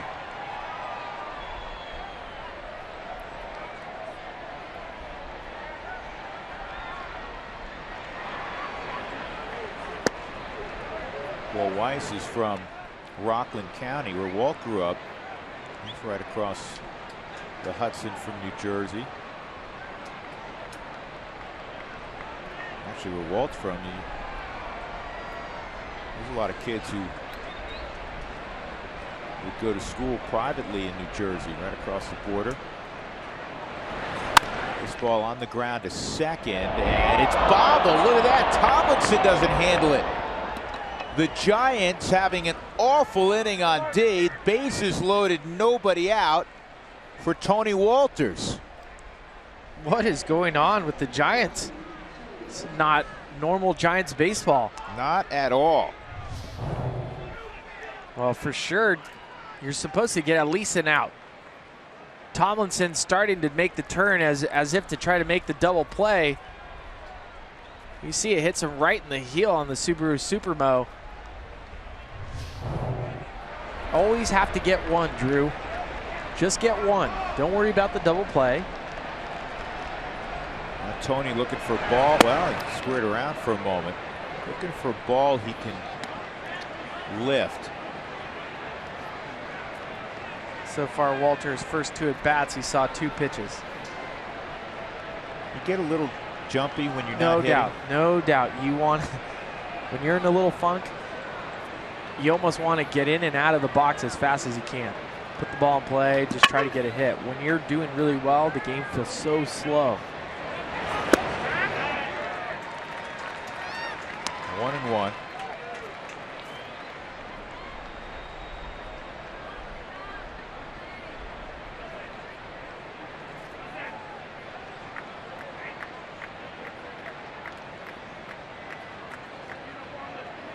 Arenado at third, Parra at second, Reynolds at first.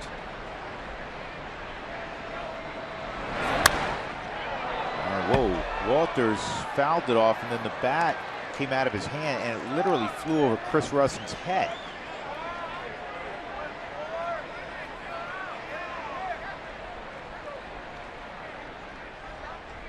The question from Robert is Nick Hundley ineligible for the game if he was in the starting lineup? Who would back up then? No, he's not ineligible. He didn't play in the he never got in the game. So if he's available, and we don't know that, we're still waiting word as to why he was a late scratch, he'd be available outside.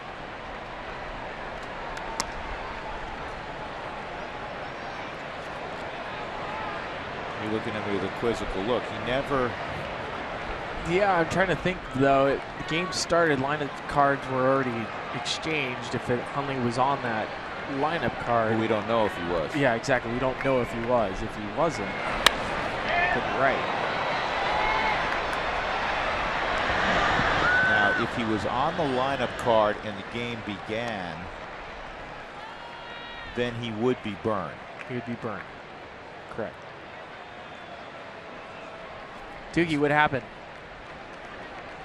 See Christian Adames back there, wondering to the question of who would, if that were the case, who would back up. Usually it's a super utility infielder. And I don't know if Christian's ever had the gear on. Is that or Ryan Rayburn? This ball's pulled to the corner, and it is a fair ball off the base of the wall. 2 runs are going to score. Reynolds to third on a Tony Walters double. Make it 8-3 Colorado.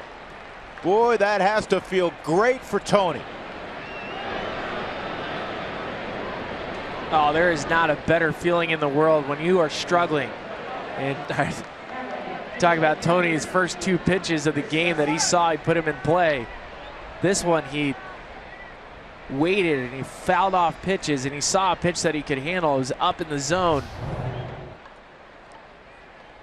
Hanging slider right down the middle. And with a nice quiet stroke, Tony Walters delivers a double. Oh, that has to feel awesome. Now the infield in, second and third, Russin at the plate, still nobody out. Chris pulls the bat back. He kind of showed bunt. I don't think anybody was really buying into that.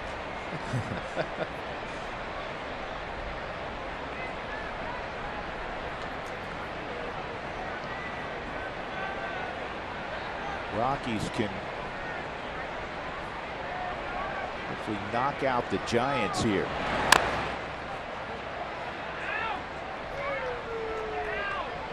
Trying to get the infielders moving around a little bit by showing bunt. But the way Chris swings the bat, let him take 2 good hacks now with a 1-1 count. Hey, we get tacos tomorrow, fans. The Rockies have scored 7+. Don't forget to go to your participating Taco Bell locations between 4 and 6 tomorrow to get your Rockies taco special with Moss at Taco Bell. And back up the middle, Tomlinson makes that play successfully, and that's the first out. The Giants made only 3 errors all last season against the Rockies in 9 games. They've made 2 errors in 1 inning. Very rare to see this Giants team. They pride themselves on pitching and defense and timely hitting. We've seen some of the timely hitting tonight, but we haven't seen the pitching or the defense. Well, the Rockies last year scored 7 or more runs 3 different times against the Giants here. Posey blocks that pitch 1-0. And in their first game at AT&T, and they're far from done here in the 5th inning. With 2 in scoring position and 1 out, they have an 8th spot up. Tell you what, I never feel comfortable with this Giants team, though. Even with the 5-run lead in the 4th inning, still way too much Wago left. Yeah, and it's not as if they're not swinging the bat. Exactly. They have 3 runs on 9 hits. I'd like to see DJ get another base hit. So would DJ. So would everybody in that Rockies dugout right now. He's 2 for 2, a double and a single. Walters a 2-run double a moment ago. He does have a great attitude, Ryan. And he can play.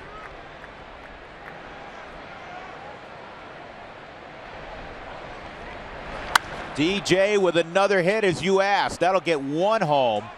Walters will have to stop at third. He was hit so hard at the right fielder Blanco. DJ 3 for 3, RBI number 10 on the year, and it's 9-3 Rockies. Reynolds getting high fives.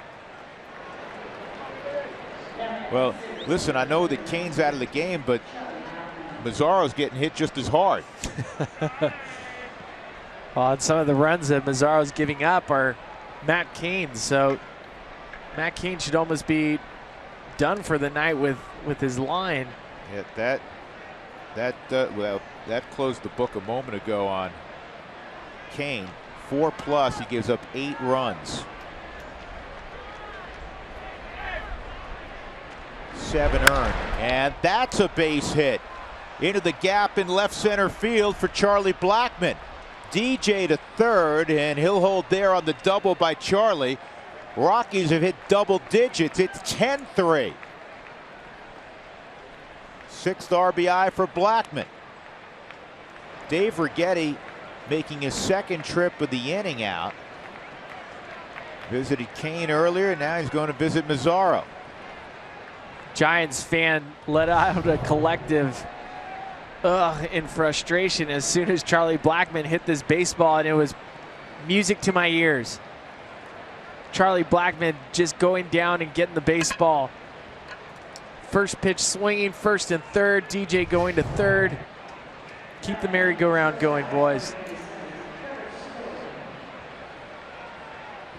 And that'll bring up the guy who started the inning with a home run, Trevor Story. Rockies have hit around here in the 5th inning. Don't stop.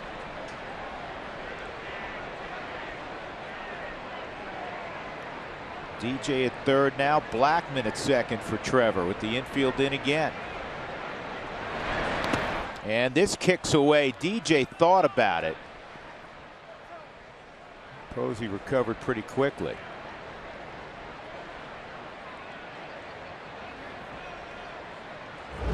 Well, here's Trevor Story's home run earlier in the 5th. Slider out over the plate. Just how strong he is. Man.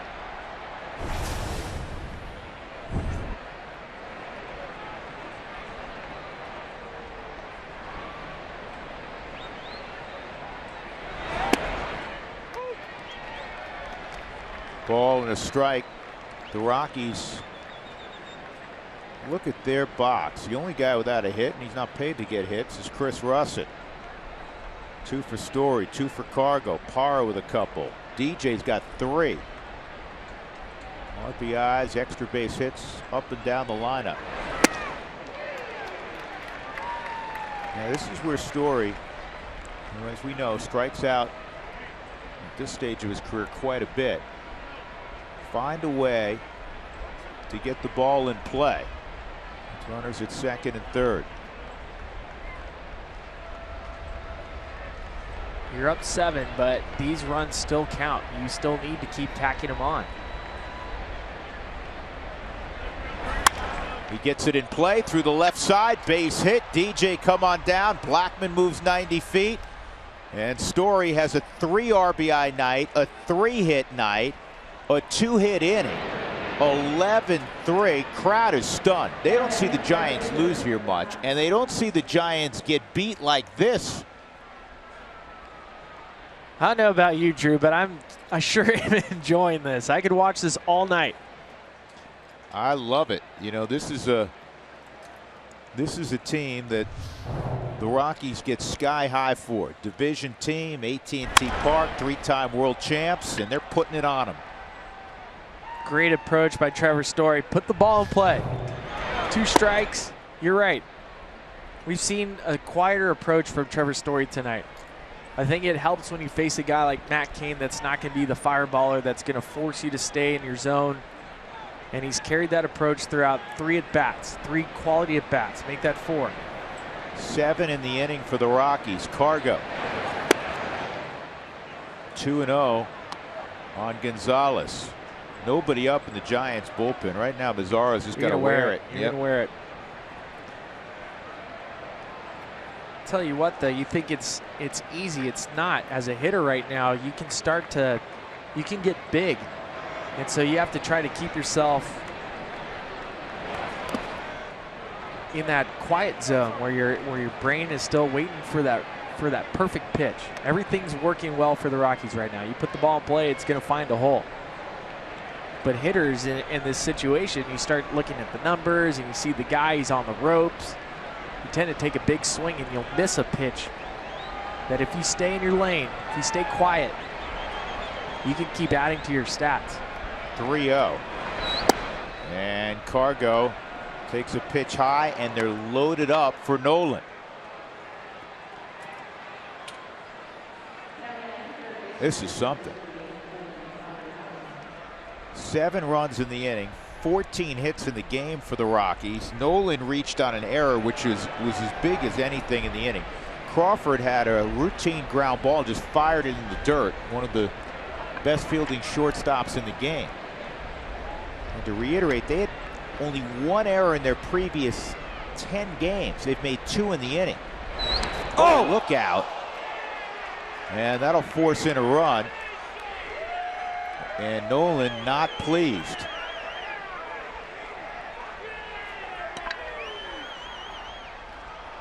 Buster and Nolan have had words in the past. Buster trying to tell Nolan that he wasn't doing it on purpose is what I'm assuming. Well, and you say, well, there's no way it'd be on purpose. It forced in a run. The only however part of that is the game has turned into a complete blowout.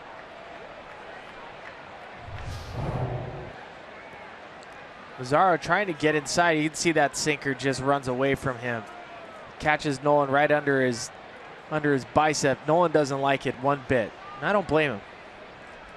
And Buster's saying, I'm not saying anything to you, just like he told him last year.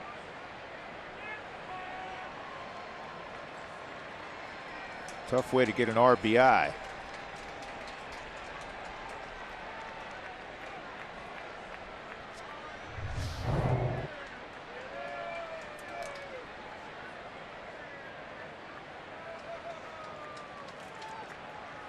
Now finally more action in the bullpen. It'll be Derek Law. Parra had an RBI single, a bullet up the middle. That's about 20 minutes ago. Bases loaded, 1 out. 8 runs in the inning.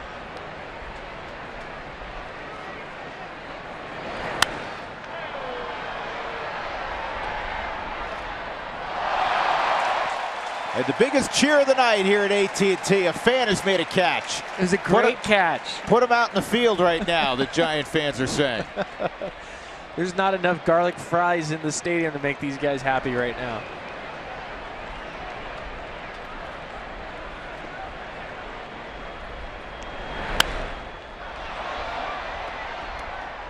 Two strikes on Parra.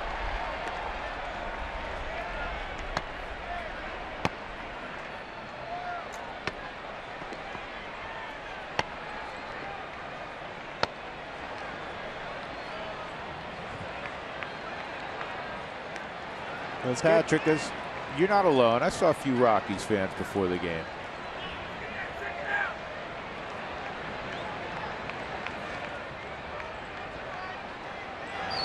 Oh, 2, that's up the middle, a base hit. And around third, here comes Cargo, no throw, 2-run single Parra. How about a 10 spot in the 5th inning for the Rockies? 3 RBIs in the frame for Gerardo Parra.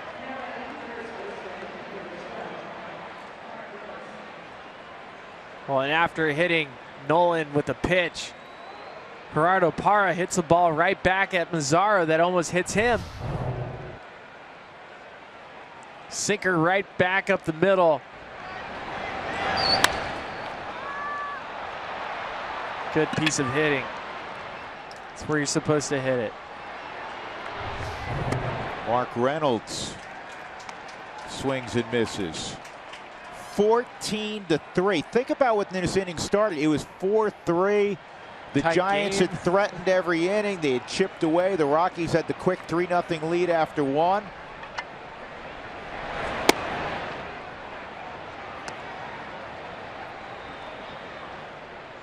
You can't even write a 10, I guess, huh? They didn't. That scoreboard wasn't manufactured to put up double digits in an inning. It's like a crescent moon.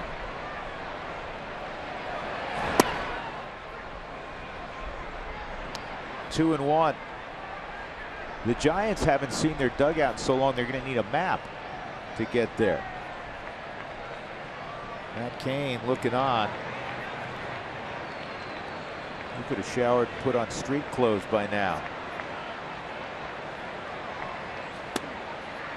On the corner, Reynolds didn't like it. 2-2. First and second. Still only 1 out. That was made by Chris Russell.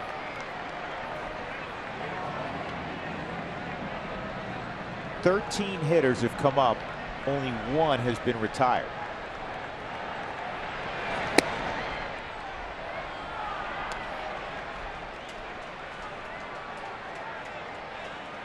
Think about this. In 3.5 games this year against the Giants, the Rockies have scored 37 runs. We have another note. This is the 145th game the Rockies have played. Oh, this man. Ball's drilled deep left field. This is way back. It's off the base of the wall. It'll score 1, and stopping at third is Parra on the double by Reynolds as Nolan scores. It's an 11-run inning. And now Bochy has to come out.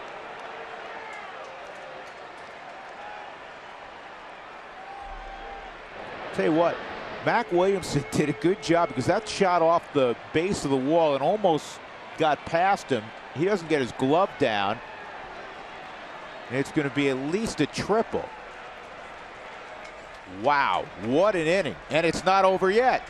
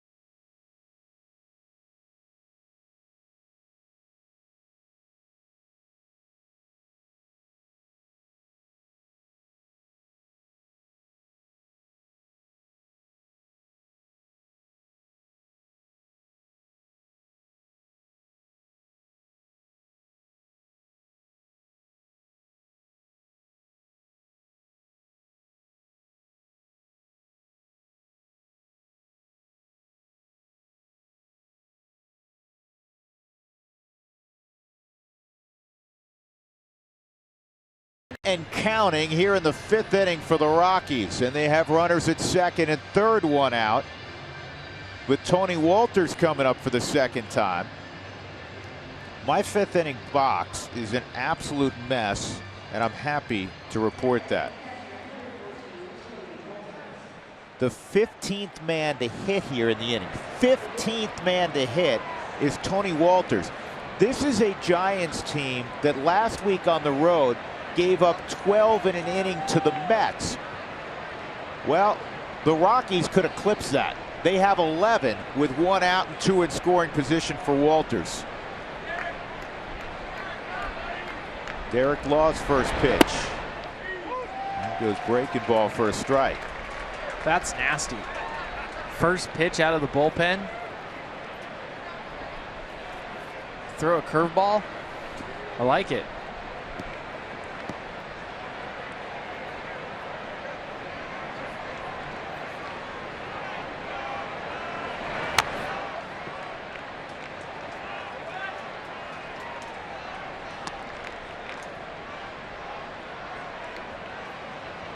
The number I was trying to give you is the Rockies have played 145 games at AT&T Park, and they've only reached double digits twice before tonight. May 26 in 2001. That's for the game. They just did it in an inning. I know. The other time was September 24th, 2008.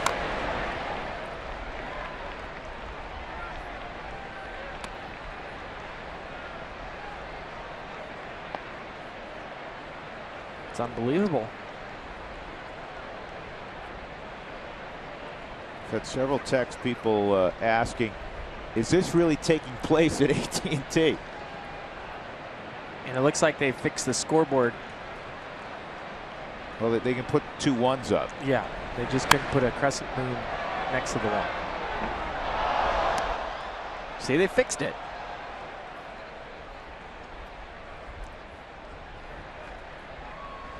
$11 runs.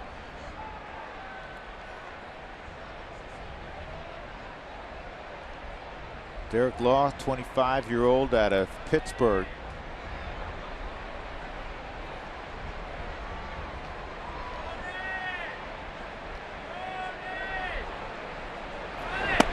One and two.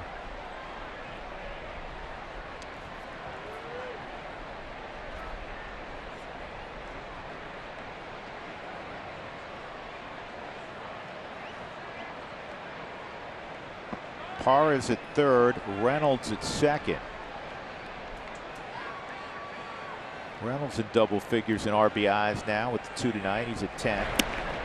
And Walters strikes out on a pitch away.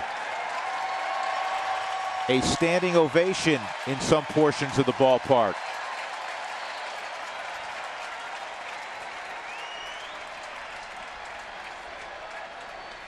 Yeah, they can laugh this one off. They've had so much success the last few years.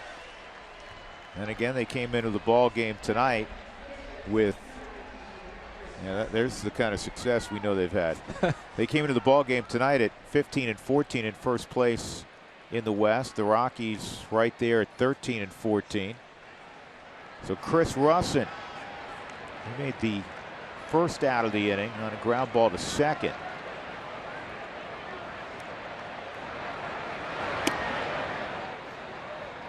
I was in Las Vegas in 2011 on a rehab assignment, and I was the second batter of the inning. First guy gets a base hit. I ground into a double play. Next 8 straight guys get a hit. There's runners at second and third pop up. I made all 3 outs, or at least was responsible for all 3 outs. Look at this. This is going to be a 2-run single for Russin. You knew exactly that. He wanted to get in on the act. 17-3 as Russin rifles one to right center field. His second and third ribbies of the season.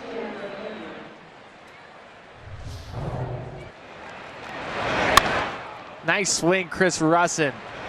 Get that nice quiet load and shoot it into the outfield. Keep it going.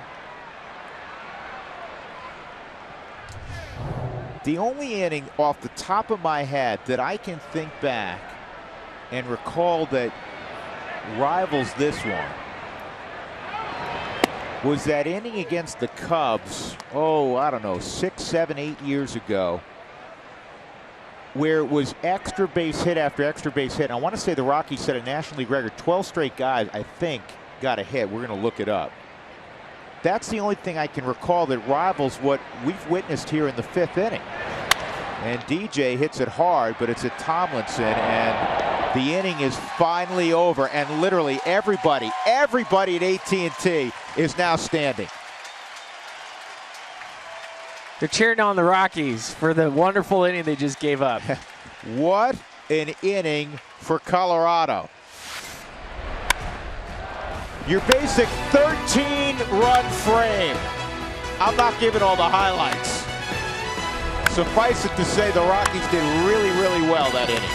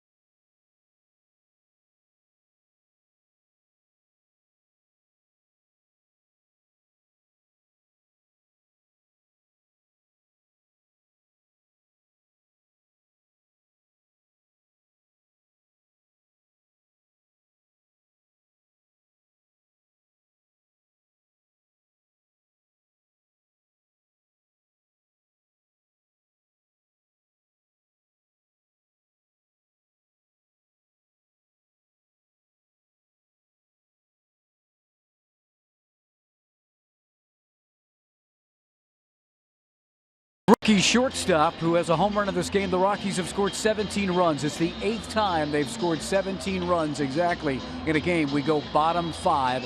The Rockies have had success here the last couple of years. They get fired up, as Drew said, to play the Giants. Listen to Charlie Blackmon from before the game.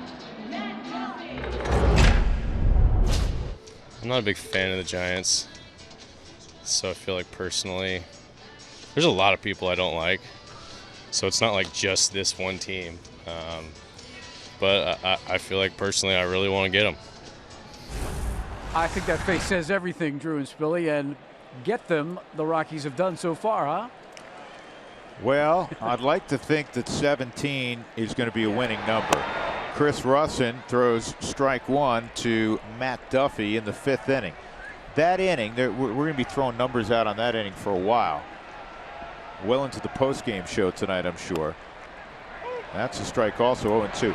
That inning, that half inning, Matt Cain knows all too well. 37 minutes and 45 seconds they were out on defense. They should just play that inning in 4 segments for the postgame show. What do you think? Just replay the 5th. That was the game. Here's the game. Crazy. Happy Cinco de Mayo, Colorado. Happy Cinco de Mayo. You are correct. 13 runs, 10 hits. There were 2 errors on the Giants in that inning. Duffy's 1 for 2. And a ground ball off the bag, handled by Arenado, and safe at first base. Duffy runs well, he beat it, infield hit.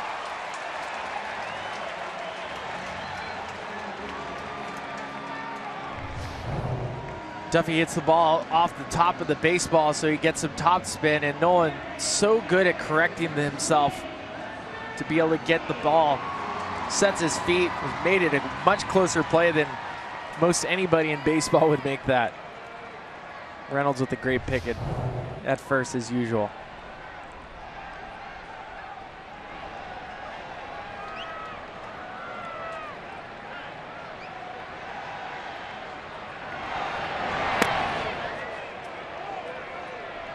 Moves Posey's feet, 1-0.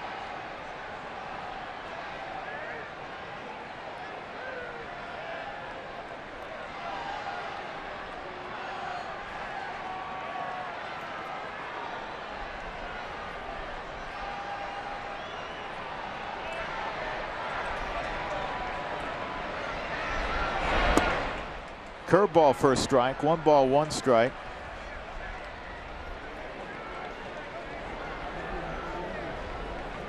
I don't know whose scorecard that is. It's neater than mine. I just put mine out on Twitter. Me too. Did you? There's the 1-1. That's down low, and Duffy will move up on a wild pitch.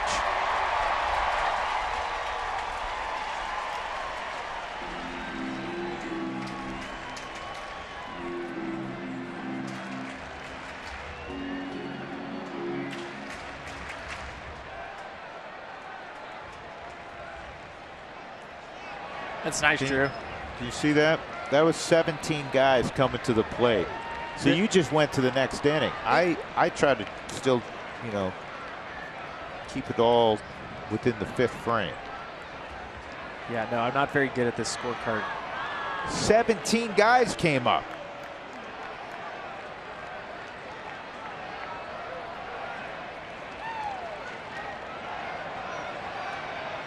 Two-1 on Posey, 2-run double in the 1st, and now 3-1. He also singled in the 3rd.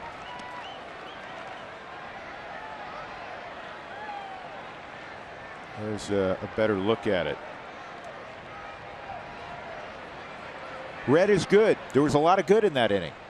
A lot of good. 13 goods. The 13 runs is the most the Rockies have ever scored in an inning. The previous most was 12 against the Cubs, as I was mentioning, in 2010.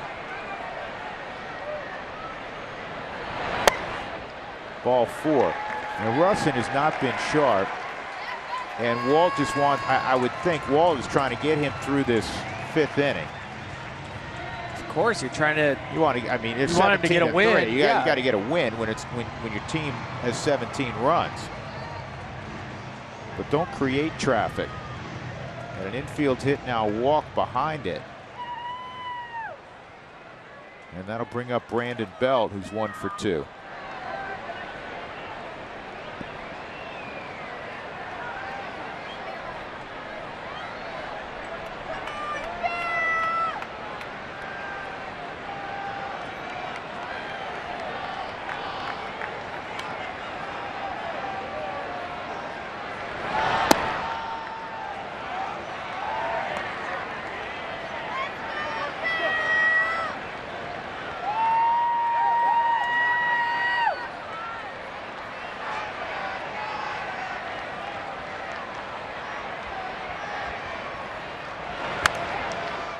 Ground ball past Billy Hayes. 1 ball, 1 strike.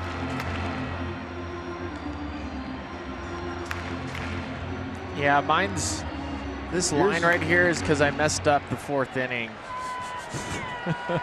Yours is easier to read. Yeah, and my tweet says "Gwahahaha."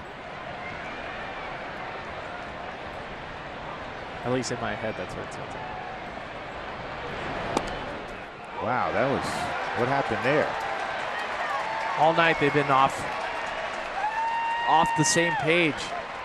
Walters has really struggled tonight catching Chris Russin. And you can see the body language with Russin and Walters. There's a little bit of frustration there.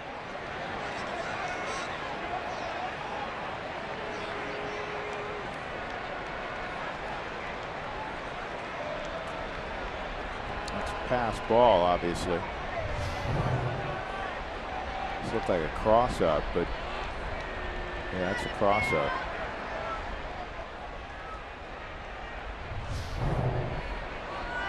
If you're wondering about the most runs the Rockies have ever scored in a game,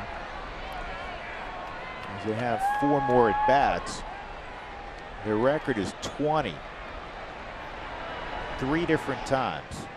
Is this on the road or just Rockies history runs scored? Runs scored, period. All 3 of those games were at home. 0-3 against Arizona. No swing. 0-5 against the Padres. 0-6 against the Giants. They won 20-8. Beat the Padres 20-1 in 0-5. The most runs they've ever scored on the road was 19-3 win at Houston in 2011. That's in jeopardy. 19-3. Belt strikes out, first out of the inning.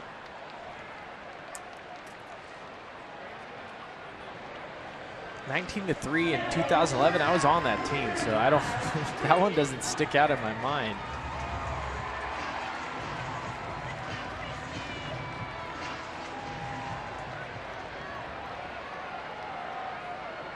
Crawford coming up.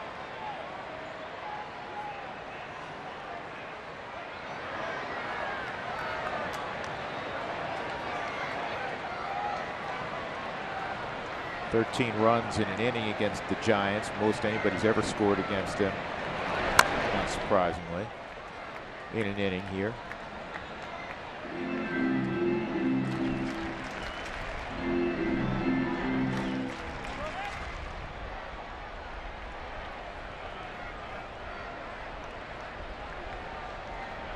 Crawford 1 for 2.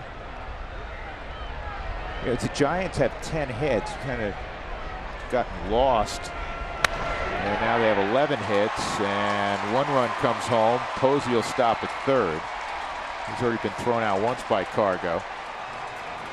And it's 17-4.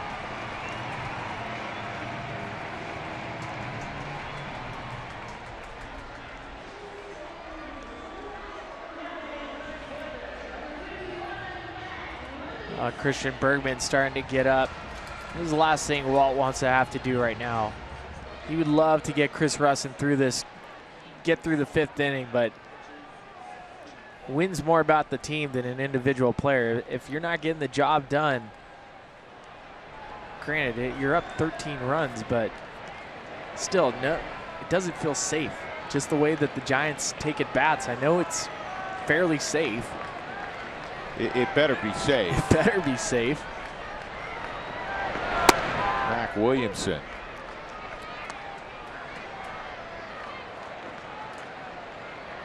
Now, when it was 7-8-3, Sure. I hear you. At 17-4, You should be out there. and another strike. Russin in Arizona last week was fantastic. 76 pitches. They were saying that he has no pitch count tonight. Prior to the start in Arizona, he was at about 75 pitches. That's where they felt he was stretched out for.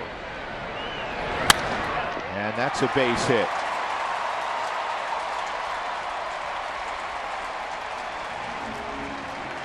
(17-5). You know, Bergman just started throwing, and I think Wald will give him one more hitter. Maybe not. Here he comes. He hasn't made a signal yet.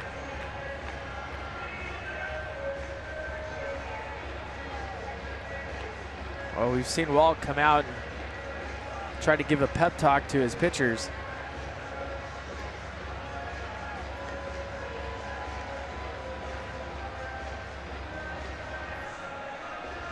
You can see Walt mouth, "Are you good?"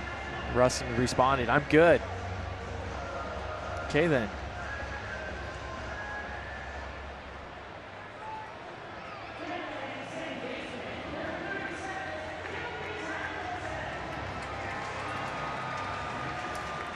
And I saw the reason why I didn't remember the 19-3 game in Houston. I was on the disabled list. That ended my career 2011 with the plantar fasciitis. You missed that one. Yeah, I was in September. It was fun.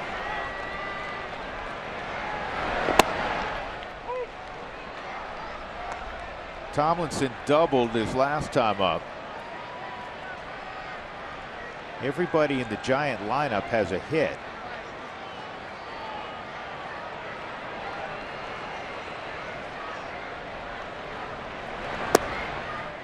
The Rockies are leading 17-5, but only surprisingly 17-12 when it comes to hits. And 17 is a ridiculous amount of hits, but Giants have 12 hits in 4 1/3 innings against Chris tonight.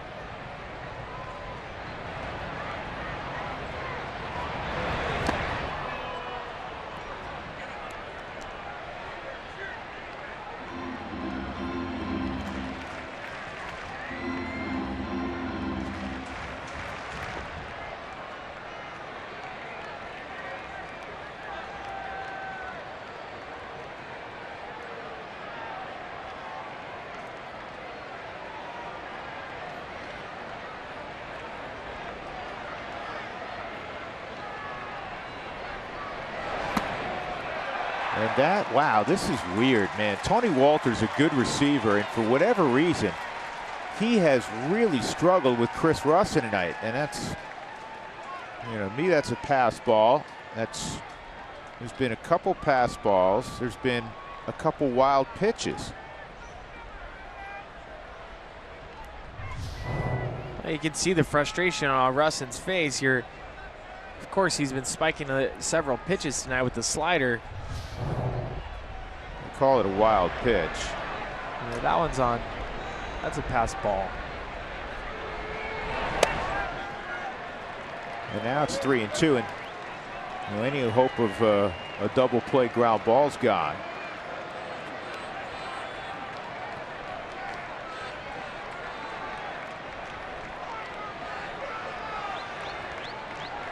Blanco on deck.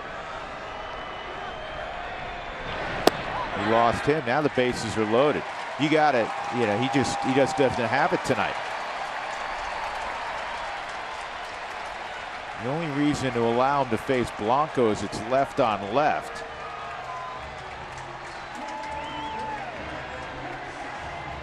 I'm watching Bergman. Bergman is ready. He's standing on the mound. He's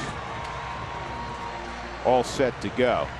Well, for the Giants, they have Law on deck, so Law's gonna hit. They're not gonna burn a pinch hitter where they're at right now. So Blanco's the position player you need to get out, and you have a relief pitcher that's hitting right behind him.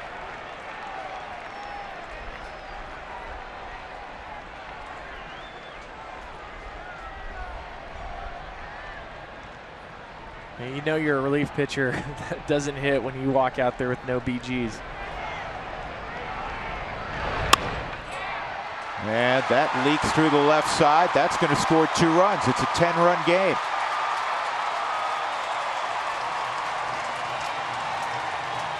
You know, I feel for Chris Russin right now, but there's 24 other guys that Walt Weiss is responsible for. And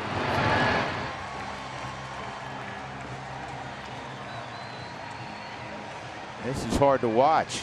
I mean, this was a 17-3 game. And there's 4 runs in the inning. And there's still only 1 out. Well, Blanco on a slider hits it because the Rockies are in a shift. That ball goes right to the shortstop normally, but it's not. And that's a base hit to left, and that's the end of Chris Russin's night.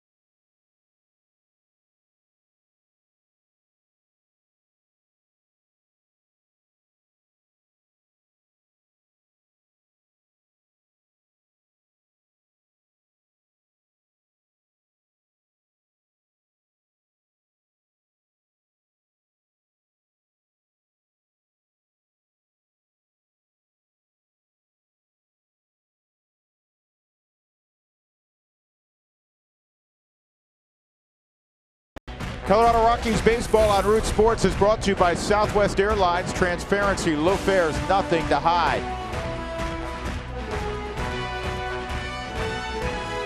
Fifth inning, the top saw the Rockies score 13 times. The Giants have 4 in the bottom of the 5th inning. Christian Bergman on for Chris Russin. And Derek Law with the feeble attempt at a bunt.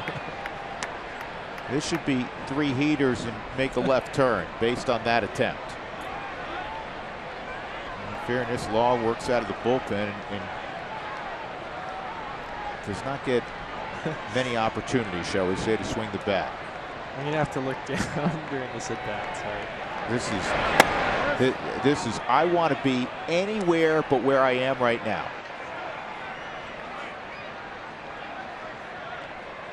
Roberto Kelly saying, "Come on, give me a better effort than that."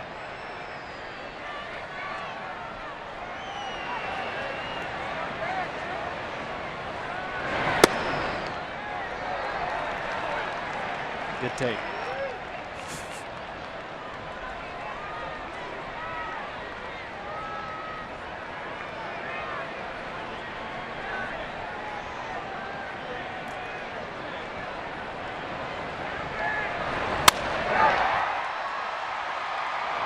Well, he ends up doing it by putting it in play, moving the runners.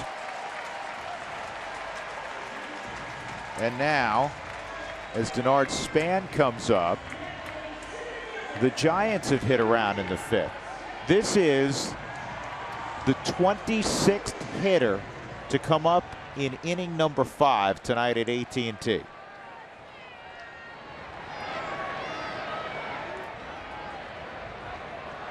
I'll tell you what, he's got 2 doubles. He throws a base hit out, and you're talking about an 8-run game. I know.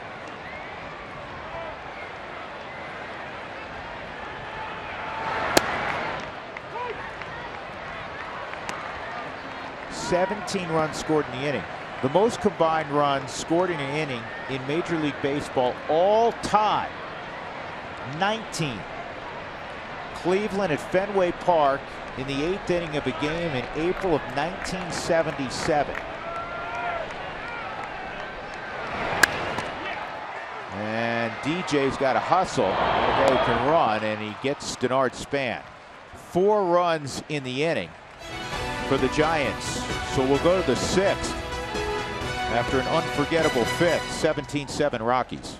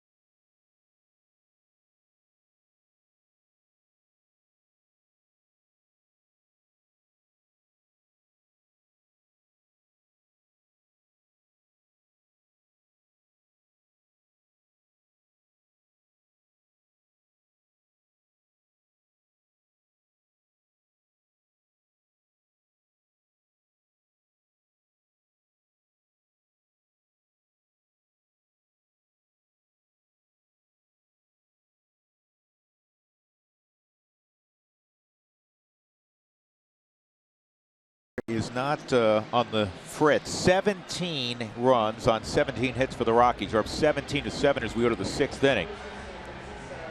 The day after every Rockies victory, get 50% off for your online order at Papa John's. Use the promo code ROCKSWIN at papajohns.com. Just a few blocks from the Bay Bridge in San Francisco. We're in China Basin. Drew Goodman, Ryan Spilborghs, and Mark Stout downstairs. 5th at bat for Charlie Blackmon. Charlie was the only guy to only hit once in the 5th inning, and he had an RBI double. 1 for 4 tonight.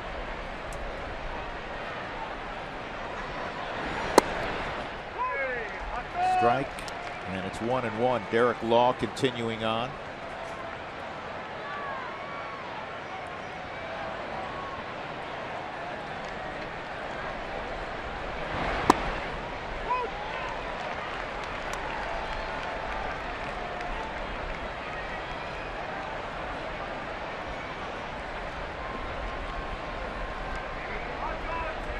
On a perfect world, Spill, you'd like, now that you've gone to Bergman, your long guy, you'd like him to be able to, if not finish the game, come really close, because you don't want to utilize, 3-4 arms in a ball game that you were up 17-3.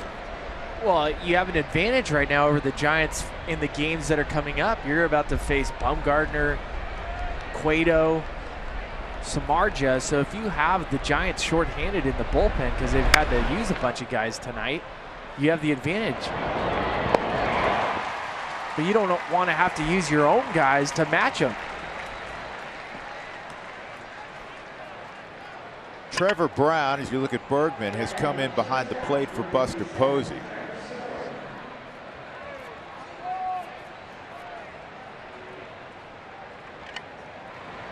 Story tonight, 3 for 4. He started the rally in the 5th with a home run to left center, his 11th. Then later in the inning, he would have an RBI base hit. He had an RBI single in the 2nd.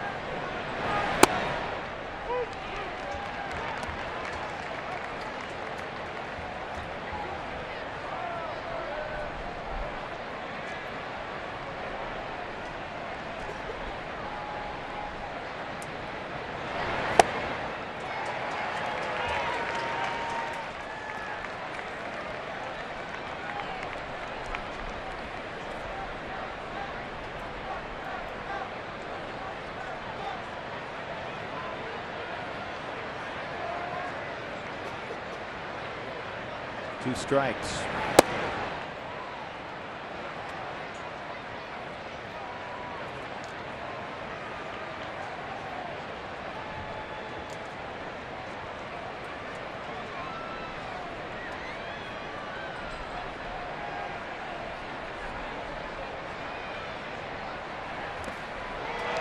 Strikeout of Story. Catch the best fireworks show in town this summer on Friday, July 8th and Saturday, July 9th, following the game versus the Phillies. It'll be way better than the 5th inning. I don't know. I mean, Yeah, the fireworks are great. That was a good 5th inning. The best in baseball. That 5th inning, going to remember that one for a while. Cargo, and he's got 3 hits tonight. No, he doesn't. I can't read my own writing. He's got 2 hits and a walk. Single, pop out, double, and a walk. He scored 3 runs. Now he's got 3 hits unless Crawford can come up with that. He does. Positioned perfectly. 1-2-3 inning. So we'll go to the bottom of the 6th with the Rockies up 17-7.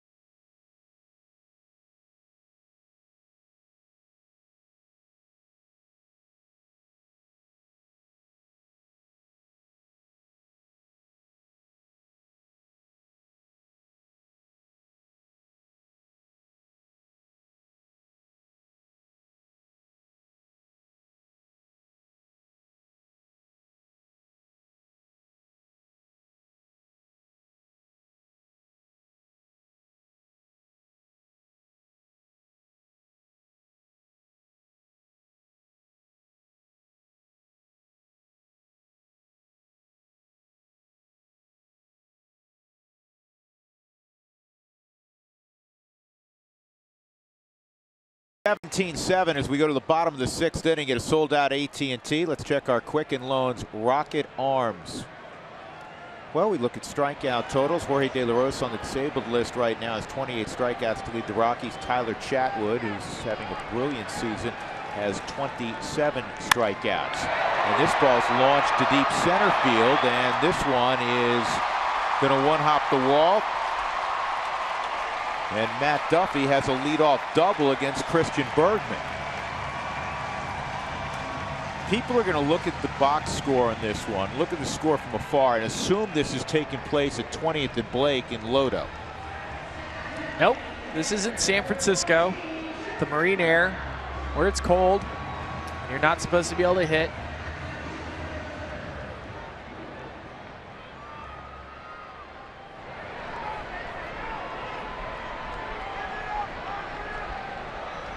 This is Trevor Brown is pinch hitting for Buster Posey. He came in behind the plate last inning. Right. Yep. So first at bat for Brown.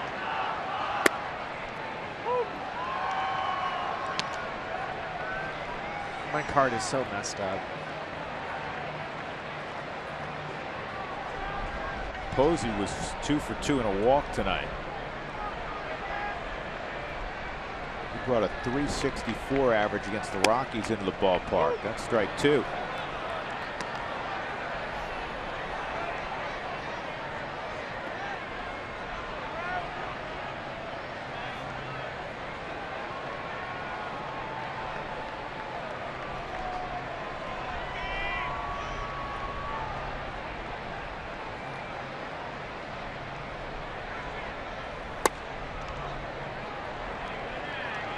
Just off the plate.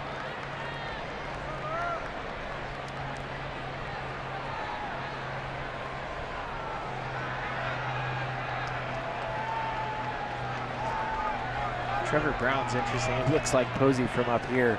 Same setup. All ball to short, Story. But not quite the same swing. Now bring Belt to the plate.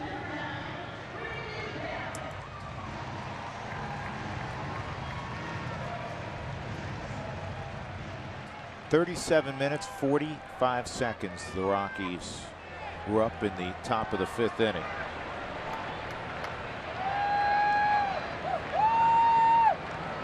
Somebody tweeted me a field goal should put this one out of reach. It is a football score.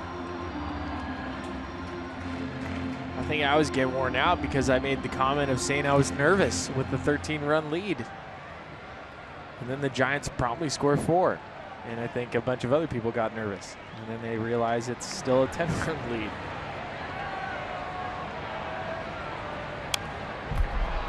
Two strikes on Brandon Belt.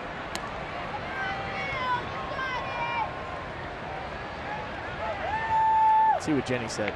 In the 5th in San Francisco, Rockies and Giants combined for 26 batters, 17 runs, 14 hits, and they say it's a pitcher's park? There needs to be a question mark in there. Well, the Rockies have scored the most runs per game at home this year of any team, and then the Giants #2, and that's the second out. So the Giants have been scoring runs here, more than 5 a game at home. They're not used to teams scoring double digits on them here.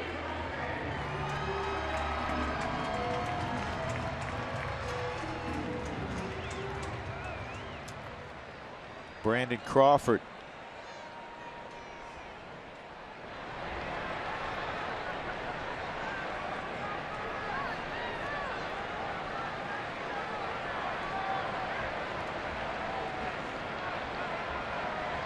Cover 2, prevent defense the rest of the game. Hate prevent defenses. This is fair. It's gone. It is a foul ball. Landed in McCovey Cove based on the reaction of the people who are sitting up there in the seats in right field. It did. How'd Mark Stout go get that baseball?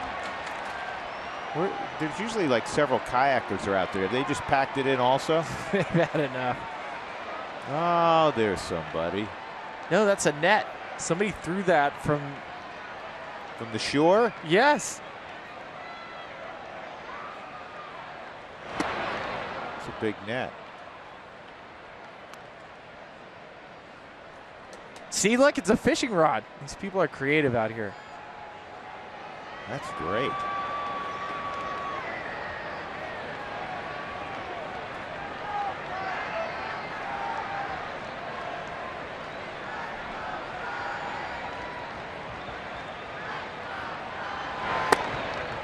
Whoa, that missed location, but it almost got the entire inside corner.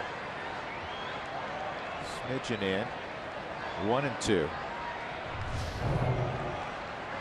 Walters wants this up. Two-seamer ran almost all the way back.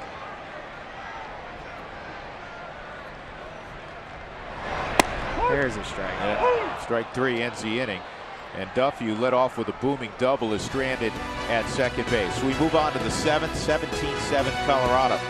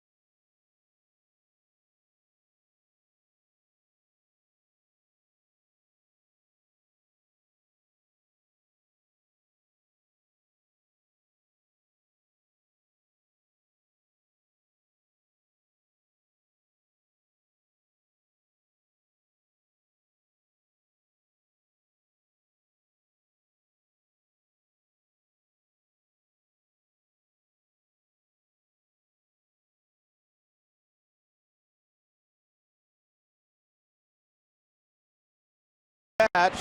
Calculators. To do logarithms on this one. Nolan at the plate, and he drives this ball to left field, and getting over and making the catch is Mac Williamson, 1 out. Nolan, a 2-run home run way back in the first inning. His 12th of the year. Parr has had a big night. Drew, you remember Moonlight Graham? Moonlight Graham, yeah, absolutely. Okay, well, Derek Law's dad is kind of a newer version of Moonlight Graham. His father, Joe Law, spent 9 seasons in the A's farm system and 4 days in the major leagues, but never pitched. He got 4 days of big league meal Service money time, yep. and service time, but never got in a game. They said he unbuttoned his satin jacket, and that was about it.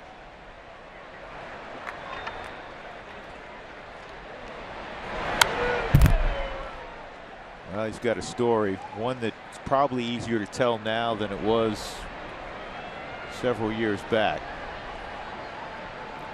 There are more stories that are somewhat similar to that. I always think of this, a guy who you and I have the utmost respect for, a guy who's a tremendous coach, Rockies roving catching instructor, Mark Strittmatter.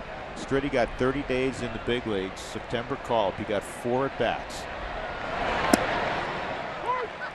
But again, there are more stories about guys who literally came up for a cup of coffee than guys like yourself who hung around for a few years. I got called up in 2005, played in 1 game. Very easily, that could have been the only game I ever played.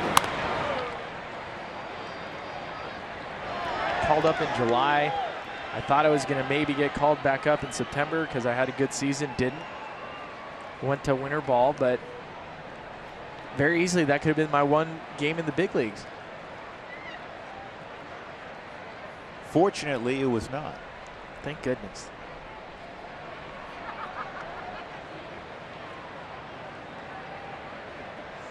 Moonlight Graham from the Field of Dreams.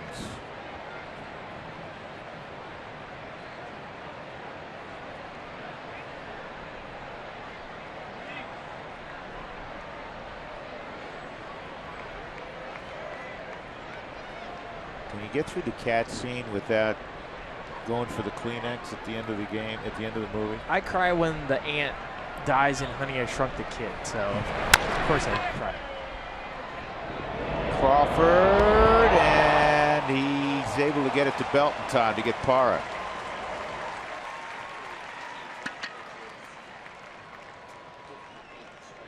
Favorite baseball movie? Field of Dreams is right up at the top. Bull Durham's solid. Major League. Major League, very solid. I love Field of Dreams. Bull Durham's #1 for me. Reynolds takes a strike. Mark, RBI infield hit in the first.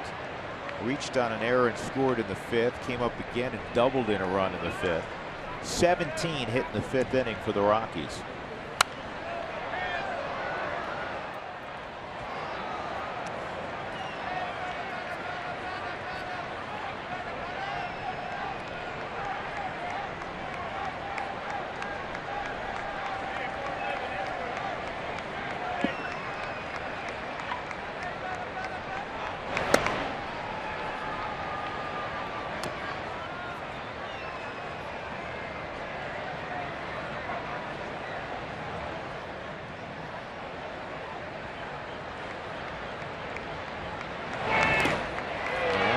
Hook. Reynolds gone. 1-2-3 inning for Law. He's brought a little sanity to the mound for the Giants. He's retired 7 in a row.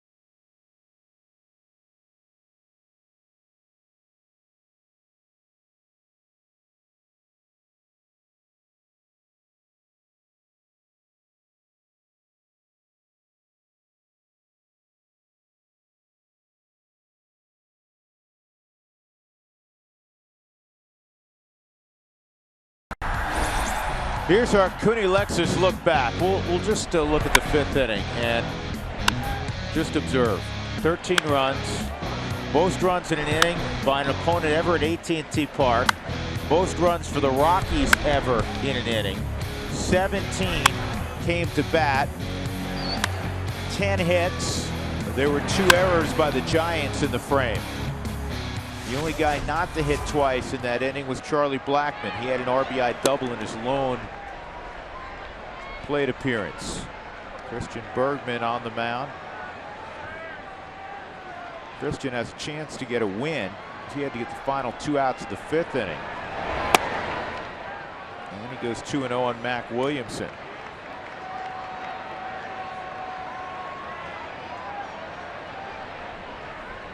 Bottom of the 7th inning. That's a fly ball to center field.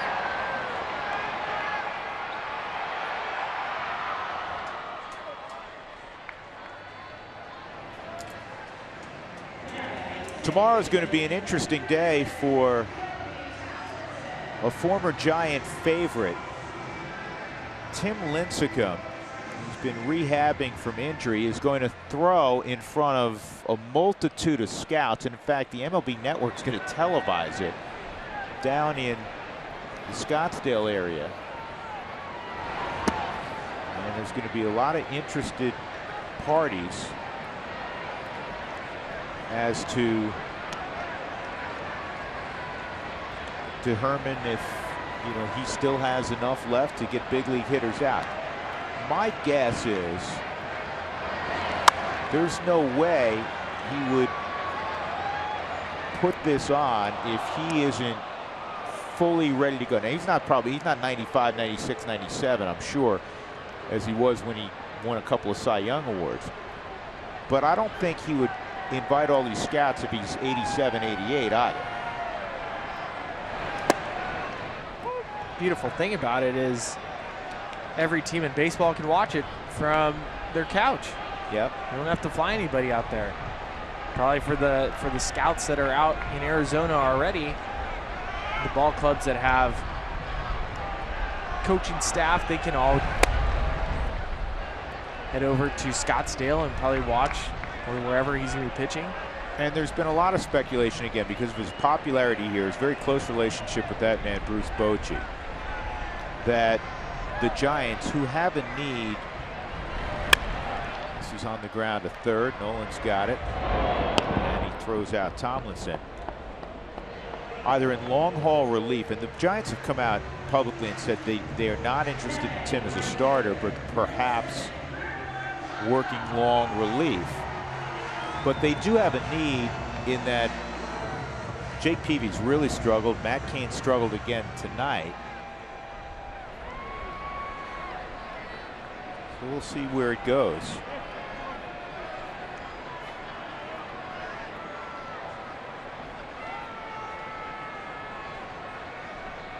And then you always look at prospects that the Giants have. Going to be out of play. Well, Lincecum also has come out and said, and you can say this all you want, but if there's not interest for you as a starter, because he said he wants to start, but if there's not interest and the only offer is, hey, we want you, but we want you to work, middle relief, long haul relief, still a big league job potentially. Exactly. Well, and he was instrumental in 2012 for the Giants when he was able to pitch in relief. Did the same in 2014.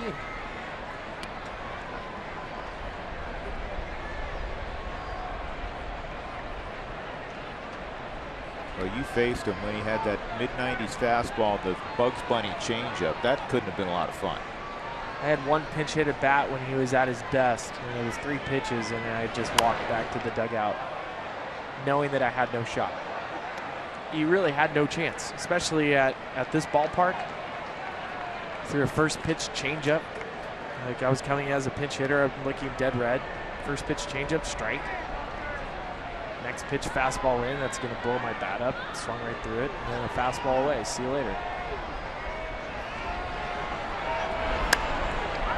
And on the knuckles on Blanco, 1 and 2. What really made Tim so great, he had so much deception. how he turned his body, how he jumped at you. His stride was so much longer than anyone else. And remember, his frame, he was less than 6 feet tall. And probably when he got here, less than 175 pounds. I remember the first time we saw him, he was in Fresno, and he pitched the night before we got there, and I was with Colorado Springs, and we're about to see him, and they go, wait till you see this kid Lincecum pitch. And I go, where is he? And he's like, he's the kid over by the L Street. That's strike 3. 1-2-3 inning. Pick that story up when we come back. We'll go to the 8th. Good work by Christian Bergman. Rockies up by 10 runs.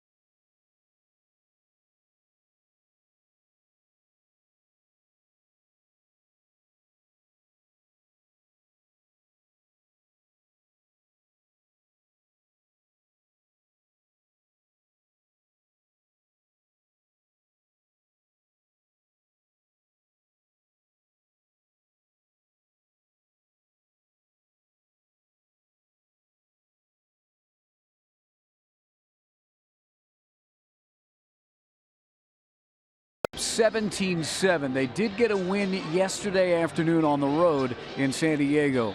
Kind of a scary thing in the 9th inning. Tony Walters with a line drive, a heat laser into the dugout that caught Ben Paulson on the right forearm. Ben is okay, but here's what he said about yesterday. I just protected myself and got me in the arm. Yeah, I was coming for the face and did like a tuck, and Nolan and Story were in between me, and I was the lucky one to get hit, but thank goodness they didn't get hit. Tony Walters is a back, guys. They had dinner last night and watched that play again, and Ben said, I didn't want to take you out of your at-bat. And he goes, you did, but Spilly, that's a scary thing when something like that happens. Really scary. Yeah. I remember Jeff Francis got knocked out in Nashville in a minor league game. Foul ball hit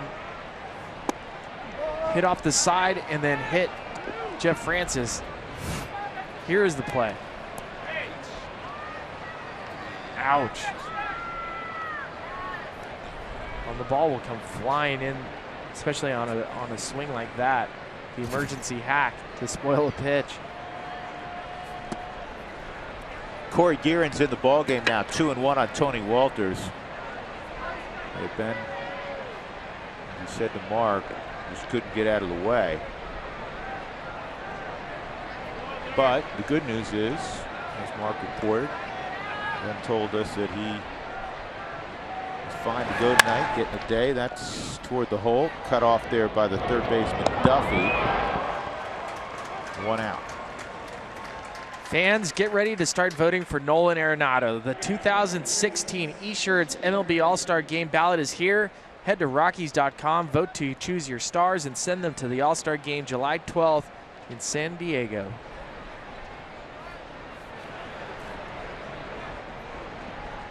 So Christian will get to swing the bat here. Scott Oberg is throwing in the Rockies bullpen.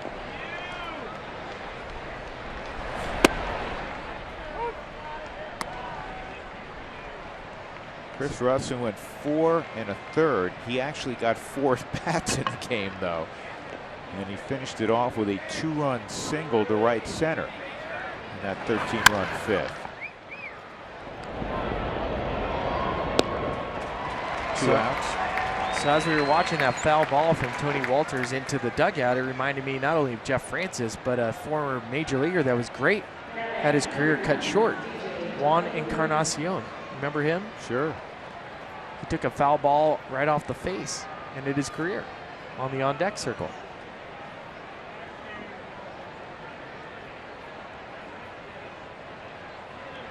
The worst I saw in a youth league game in Arizona. He's fouled off. On the open side, foul ball hit young man in the face, shattered his nose.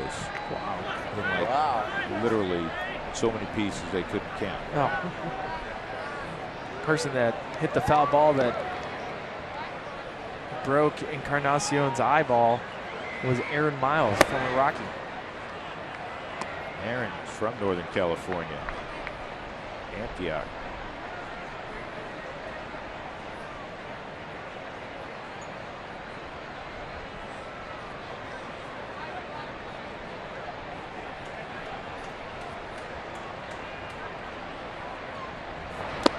Two and one. Aaron had a really fine career, but he was involved in that unfortunate deal with Encarnacion. And when he was playing Kissimmee in the minor leagues, you know that story where there's intruders in the apartment. He ends up wrestling the guy with a gun, who ends up getting shot by the police while he's wrestling with him. That's a strike. It was a full-on hostage situation. Yeah, and when he was in the minor leagues. And it was with his roommate, and his roommate was a good major leaguer. Played with Houston Astros, left-handed hitter. I gotta look up the name. 2-2, and that's a comebacker. Kieran's got it, and it's a 1-2-3 eighth inning. We move to the bottom of the eighth. The Rockies, we're happy to report, up 17-7 in San Francisco.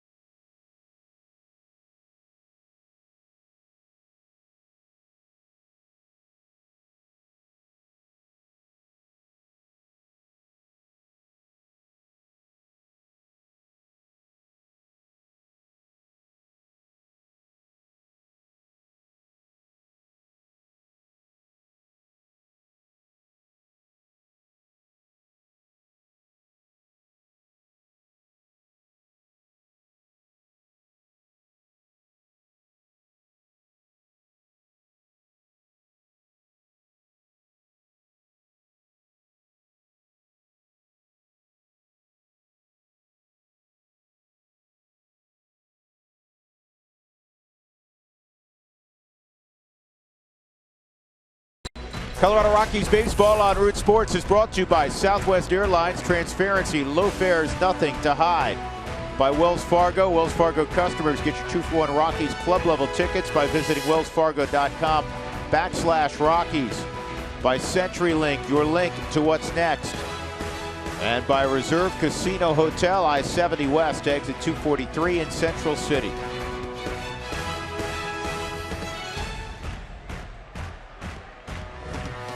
AT&T Park in San Francisco, the Giants up 17-7. Rockies have made a couple changes. Nolan Arenado's going to get the rest of the evening off. Christian Adames is at third base, and Christian Bergman is done for the evening. And Scott Oberg will take over here in the bottom of the 8th. Connor Gillespie is going to pinch hit. This is the pitcher spot. 9-1-2. Oberg's last outing was May the 3rd in San Diego. He pitched 1 inning, gave up 1 hit. It's been effective for Walt.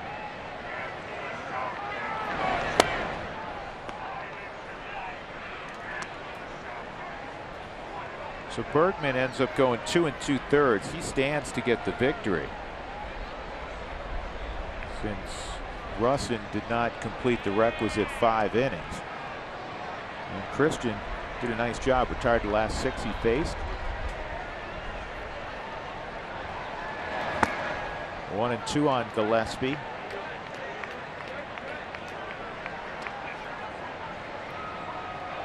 And Christian retired 8 out of 9.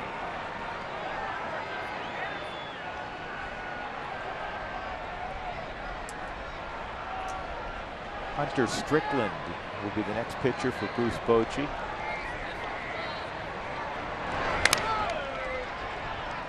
That didn't sound good for the old bat. Nope, that bat's done. Connor's going to have to go get a new one.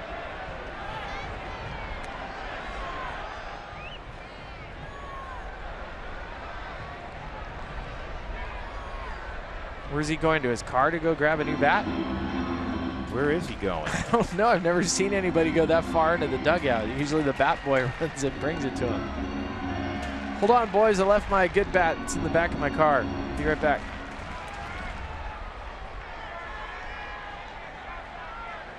Who was it? I'm trying to remember. There was a game. He's getting scolded right now.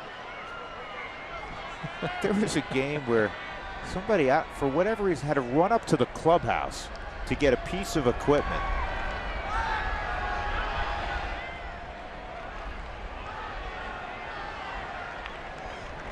I hope he breaks this one, just to see what happens. That one I really like. It's in the back of the... Well, guess he got the right one.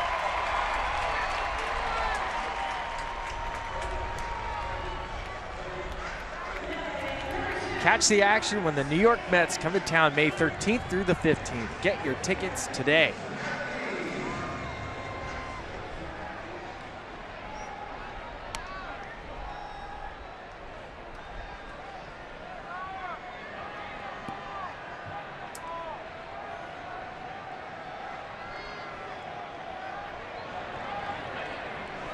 You know the drill with the Seagulls. They know when the game is about to conclude.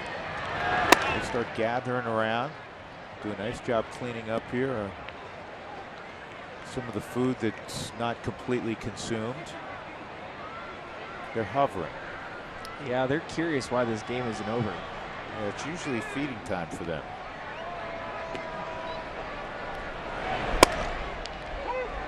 One and one on Span.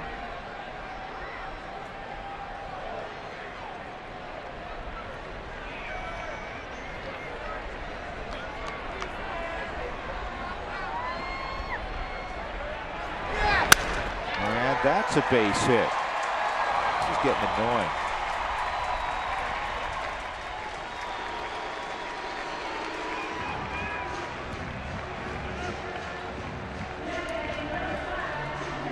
I'll bring up Matt Duffy. He's had a nice ball game. 2 singles and a double in 4 at-bats.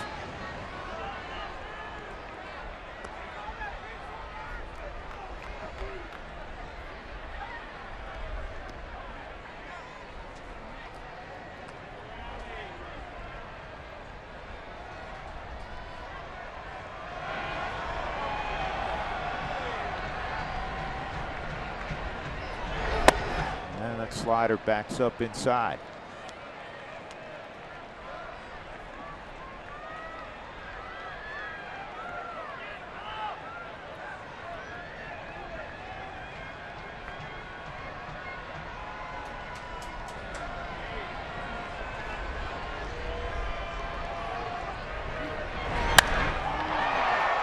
Cargo's going to have a play in right.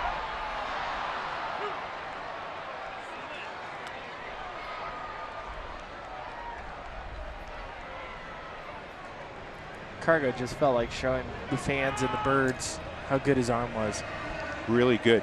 Cargo's one of the guys. I saw this recently, Spilly. You and I like to dig deep into different statistical categories. Sure. There's so many of them now. Cargo's one of a handful of guys that in the last year plus has thrown a baseball from the outfield that has been clocked in excess of 100 miles an hour. I'm trying to remember the throw. It might have been Carlos Gomez last year made a throw when he was with the Houston Astros. And I want to say it was clocked at 106 miles an hour. He's got a couple on there. The leader with 9 in the last year plus. Any guess? He leads all major league outfielders the last year plus in DRS, defensive runs saved. Kevin Kiermaier. That's exactly who it is. The outlaw. He's thrown 9 balls in excess of 100 miles an hour from the outfield. But Cargo is one. You know, this is a very select group. They're not a bunch of guys who can do that. No. Center field for Charlie Blackmon. Cargo can hit him out of the ballpark harder than anybody, and he can throw it harder than anybody. 2 outs. Trevor Brown retired. That'll bring up Bell. Well, it isn't a high sky, but look at all the seagulls. You don't see outfielders having to navigate a baseball, catching it with seagulls flying overhead. To catch it right in between their flight path. What was the toughest park for you to find fly balls? To find a fly ball, Dodger Stadium. The orange seats behind home plate. It just how big the stadium looks. And the wind played a big factor here, didn't it? The wind was a huge factor. What makes this place so difficult is a day game because the sun sets right behind home plate. So if you're in center field, and if this was a 4-hour game, it starts at 1 o'clock. The sun is right in your eyes. This place is difficult, but what makes it great too is that it feels small. You look around in the outfield, right field's pretty short. Obviously you have Triples Alley, but the rest of it feels pretty manageable. But dealing with seagulls in the air, we don't get that too often.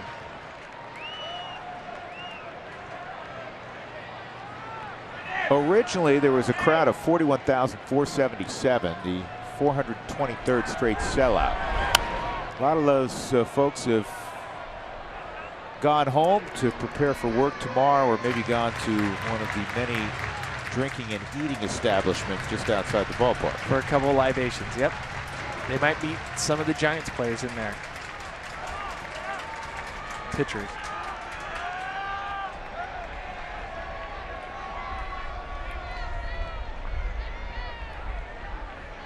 Two and two on Brandon Belt, big Texan. He went to San Jacinto Junior College. They've turned out a lot of big name, big leaguers. Roger Clemens went there, and then, like Brandon Belt, went to the University of Texas after San Jac. 2-2, 3-2.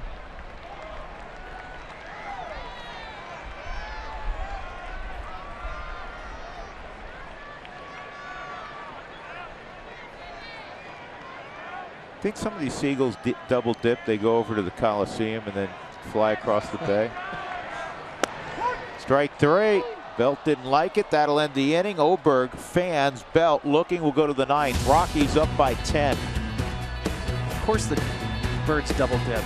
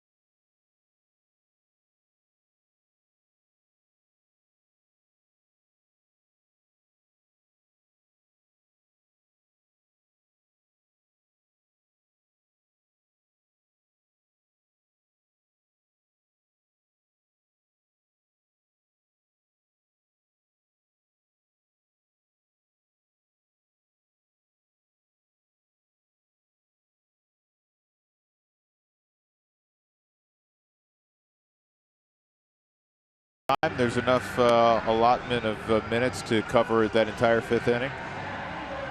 We have cookies. We can watch the postgame show. The 5th inning, yeah. We'll watch it with you. Do you want any of Spilly's partially eaten cookies? This is a chocolate chunk cookie that is really good. Spilly, what was this one? Oatmeal raisin. That was the oatmeal raisin. Yeah. Are you gonna feed it to me like you did earlier? No, I'll just put it over in your direction. See you guys. Some changes for the Giants. That's Hunter Strickland now on the mound, and that fastball's in there for a strike at 96. Connor Gillespie's in for Brandon Belt. Belt did not get thrown out, if you're wondering. He was arguing fairly vociferously with Jim Reynolds. He did not get run. That's a double switch, so Gillespie stays in the ball game. And Blackman hits it in the air to center field. First out in the 9th inning, Trevor Story coming up. Trevor 3 for 5 this evening. Strickland's numbers. Here's something, we're looking at whip. I want to mention this. Last year, the Rockies had a 151 whip, which was 30th or last in Major League Baseball. This year, they're at 137, which is a little bit above the league average, but it's 20th. And their road whip is 112. It was coming into the ball game. It's going to go up a little bit after giving up 15 hits tonight, but 112, which was 4th best on the road in Major League Baseball. Only the Cubs, the Nationals, and the Cleveland Indians were ahead of the Rockies. And another footnote on that is Story takes load 2-0. Last year, last couple of years, the Rockies have led baseball in walks. They had 579 last year on their pitching staff. That's 29 more than the next highest, and that was the Atlanta Braves last season. This year they have 80 walks coming in, which is the 11th fewest. So they've moved almost into the top third in the league. It was a huge point of emphasis for Steve Foster and Walt Weiss going into the season. Now, it's one thing to say, hey, this is a big point of emphasis. We can't walk people, especially at Coors Field. You know you're going to give up hits. And at least so far, so good. They've been excellent, and you're right. I mean, if you can just limit walks, it changes all the numbers that you see with the Rockies. It's no secret that if you limit walks and you limit the whip, I think the better ratio that you can look at is the strikeout to walk ratio. If you can get it around 17%, you're doing some pretty good stuff right there. And well, if you could put a rotation together where, you know, guys are at the minimum 2-to-1 strikeout to walk ratio. Sure. Look, oh man, We're about to get attacked. Denard Span saying, guys, I know it's your time of night. He's looking at the Seagulls, but he's having to dodge him now. Got a bunch of kamikaze Seagulls out there. They used to hover at, you know, like 75 feet. They're down around 10, 12 feet right now. Alfred Hitchcock movie tonight.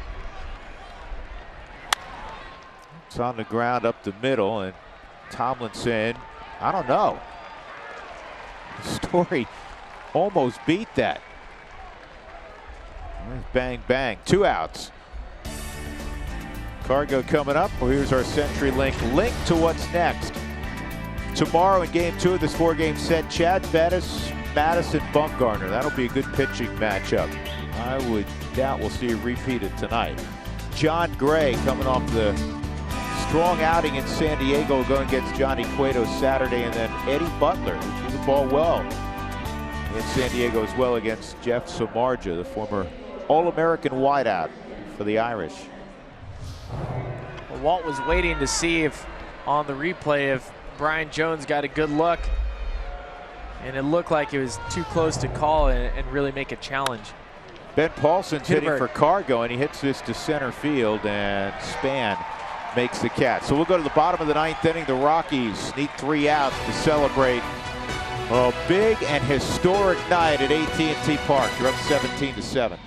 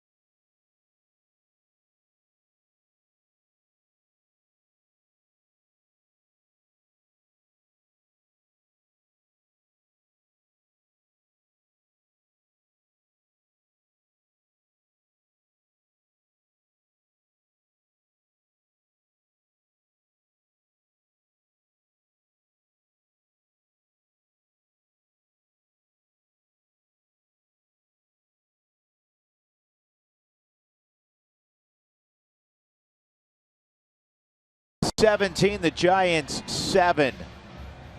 Scott Oberg looking to get the final 3 outs. Rockies 13 runs in the 5th inning. They got 3 in the first, including a Nolan Arenado home run in that first inning. Trevor Story's gone deep tonight. Ben Paulson, who pinch hit for Cargo, stays in the ball game in left field, and Parra is over in right field. I was in Corpus Christi, AA. Corpus Christi is a port town.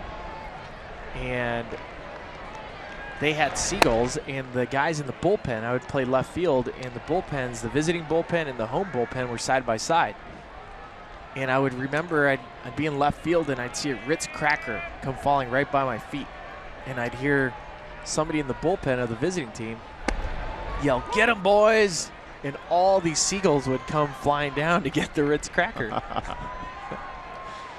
So after it happened a couple times, I look at the guys on Corpus Christi, and that was the Houston Astros, and I pointed to our center fielder to get him.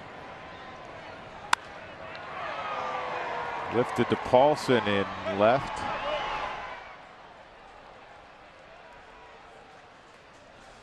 Crawford's retired, 1 out. Mac Williamson coming up. Here's our Kubota pitching performance.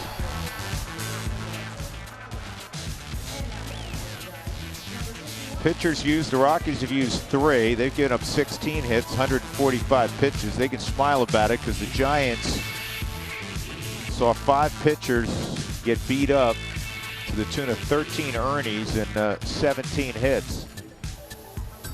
And the Rockies basically shut it down after the 5th inning.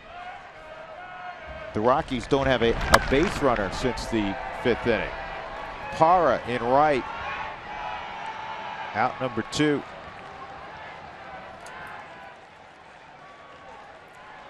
Kelby Tomlinson, the last hope to begin a 10-run rally for the Giants.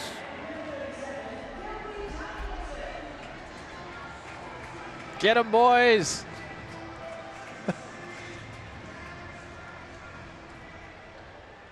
Yeah, the East Bay Brigade has come in. Oh, man. There are more birds here than people now.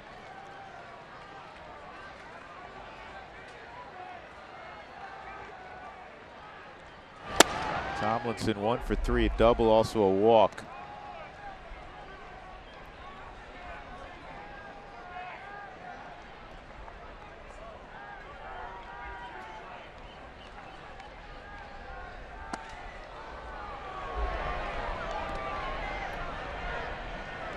Christian Bergman's going to get the win tonight.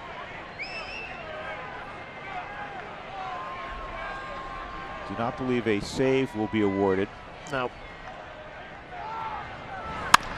And right back at Oberg's got to find the baseball, and he gets it to first in time. Ball game over. What an historic night for the Rockies at AT&T Park.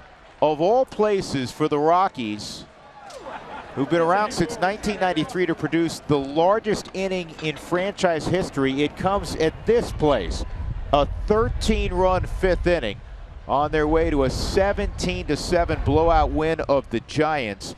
And it gets the Rockies to 500 at 14-14. The Giants fall to 15-15. And the Rockies improve to 5-2 on this most important early season 10-game road trip. Our Jimmy John's delivery of the game, the fifth inning. Everybody involved, 17 batters come to the plate, and it began with a home run off the bat of Trevor Story. 13 runs as 17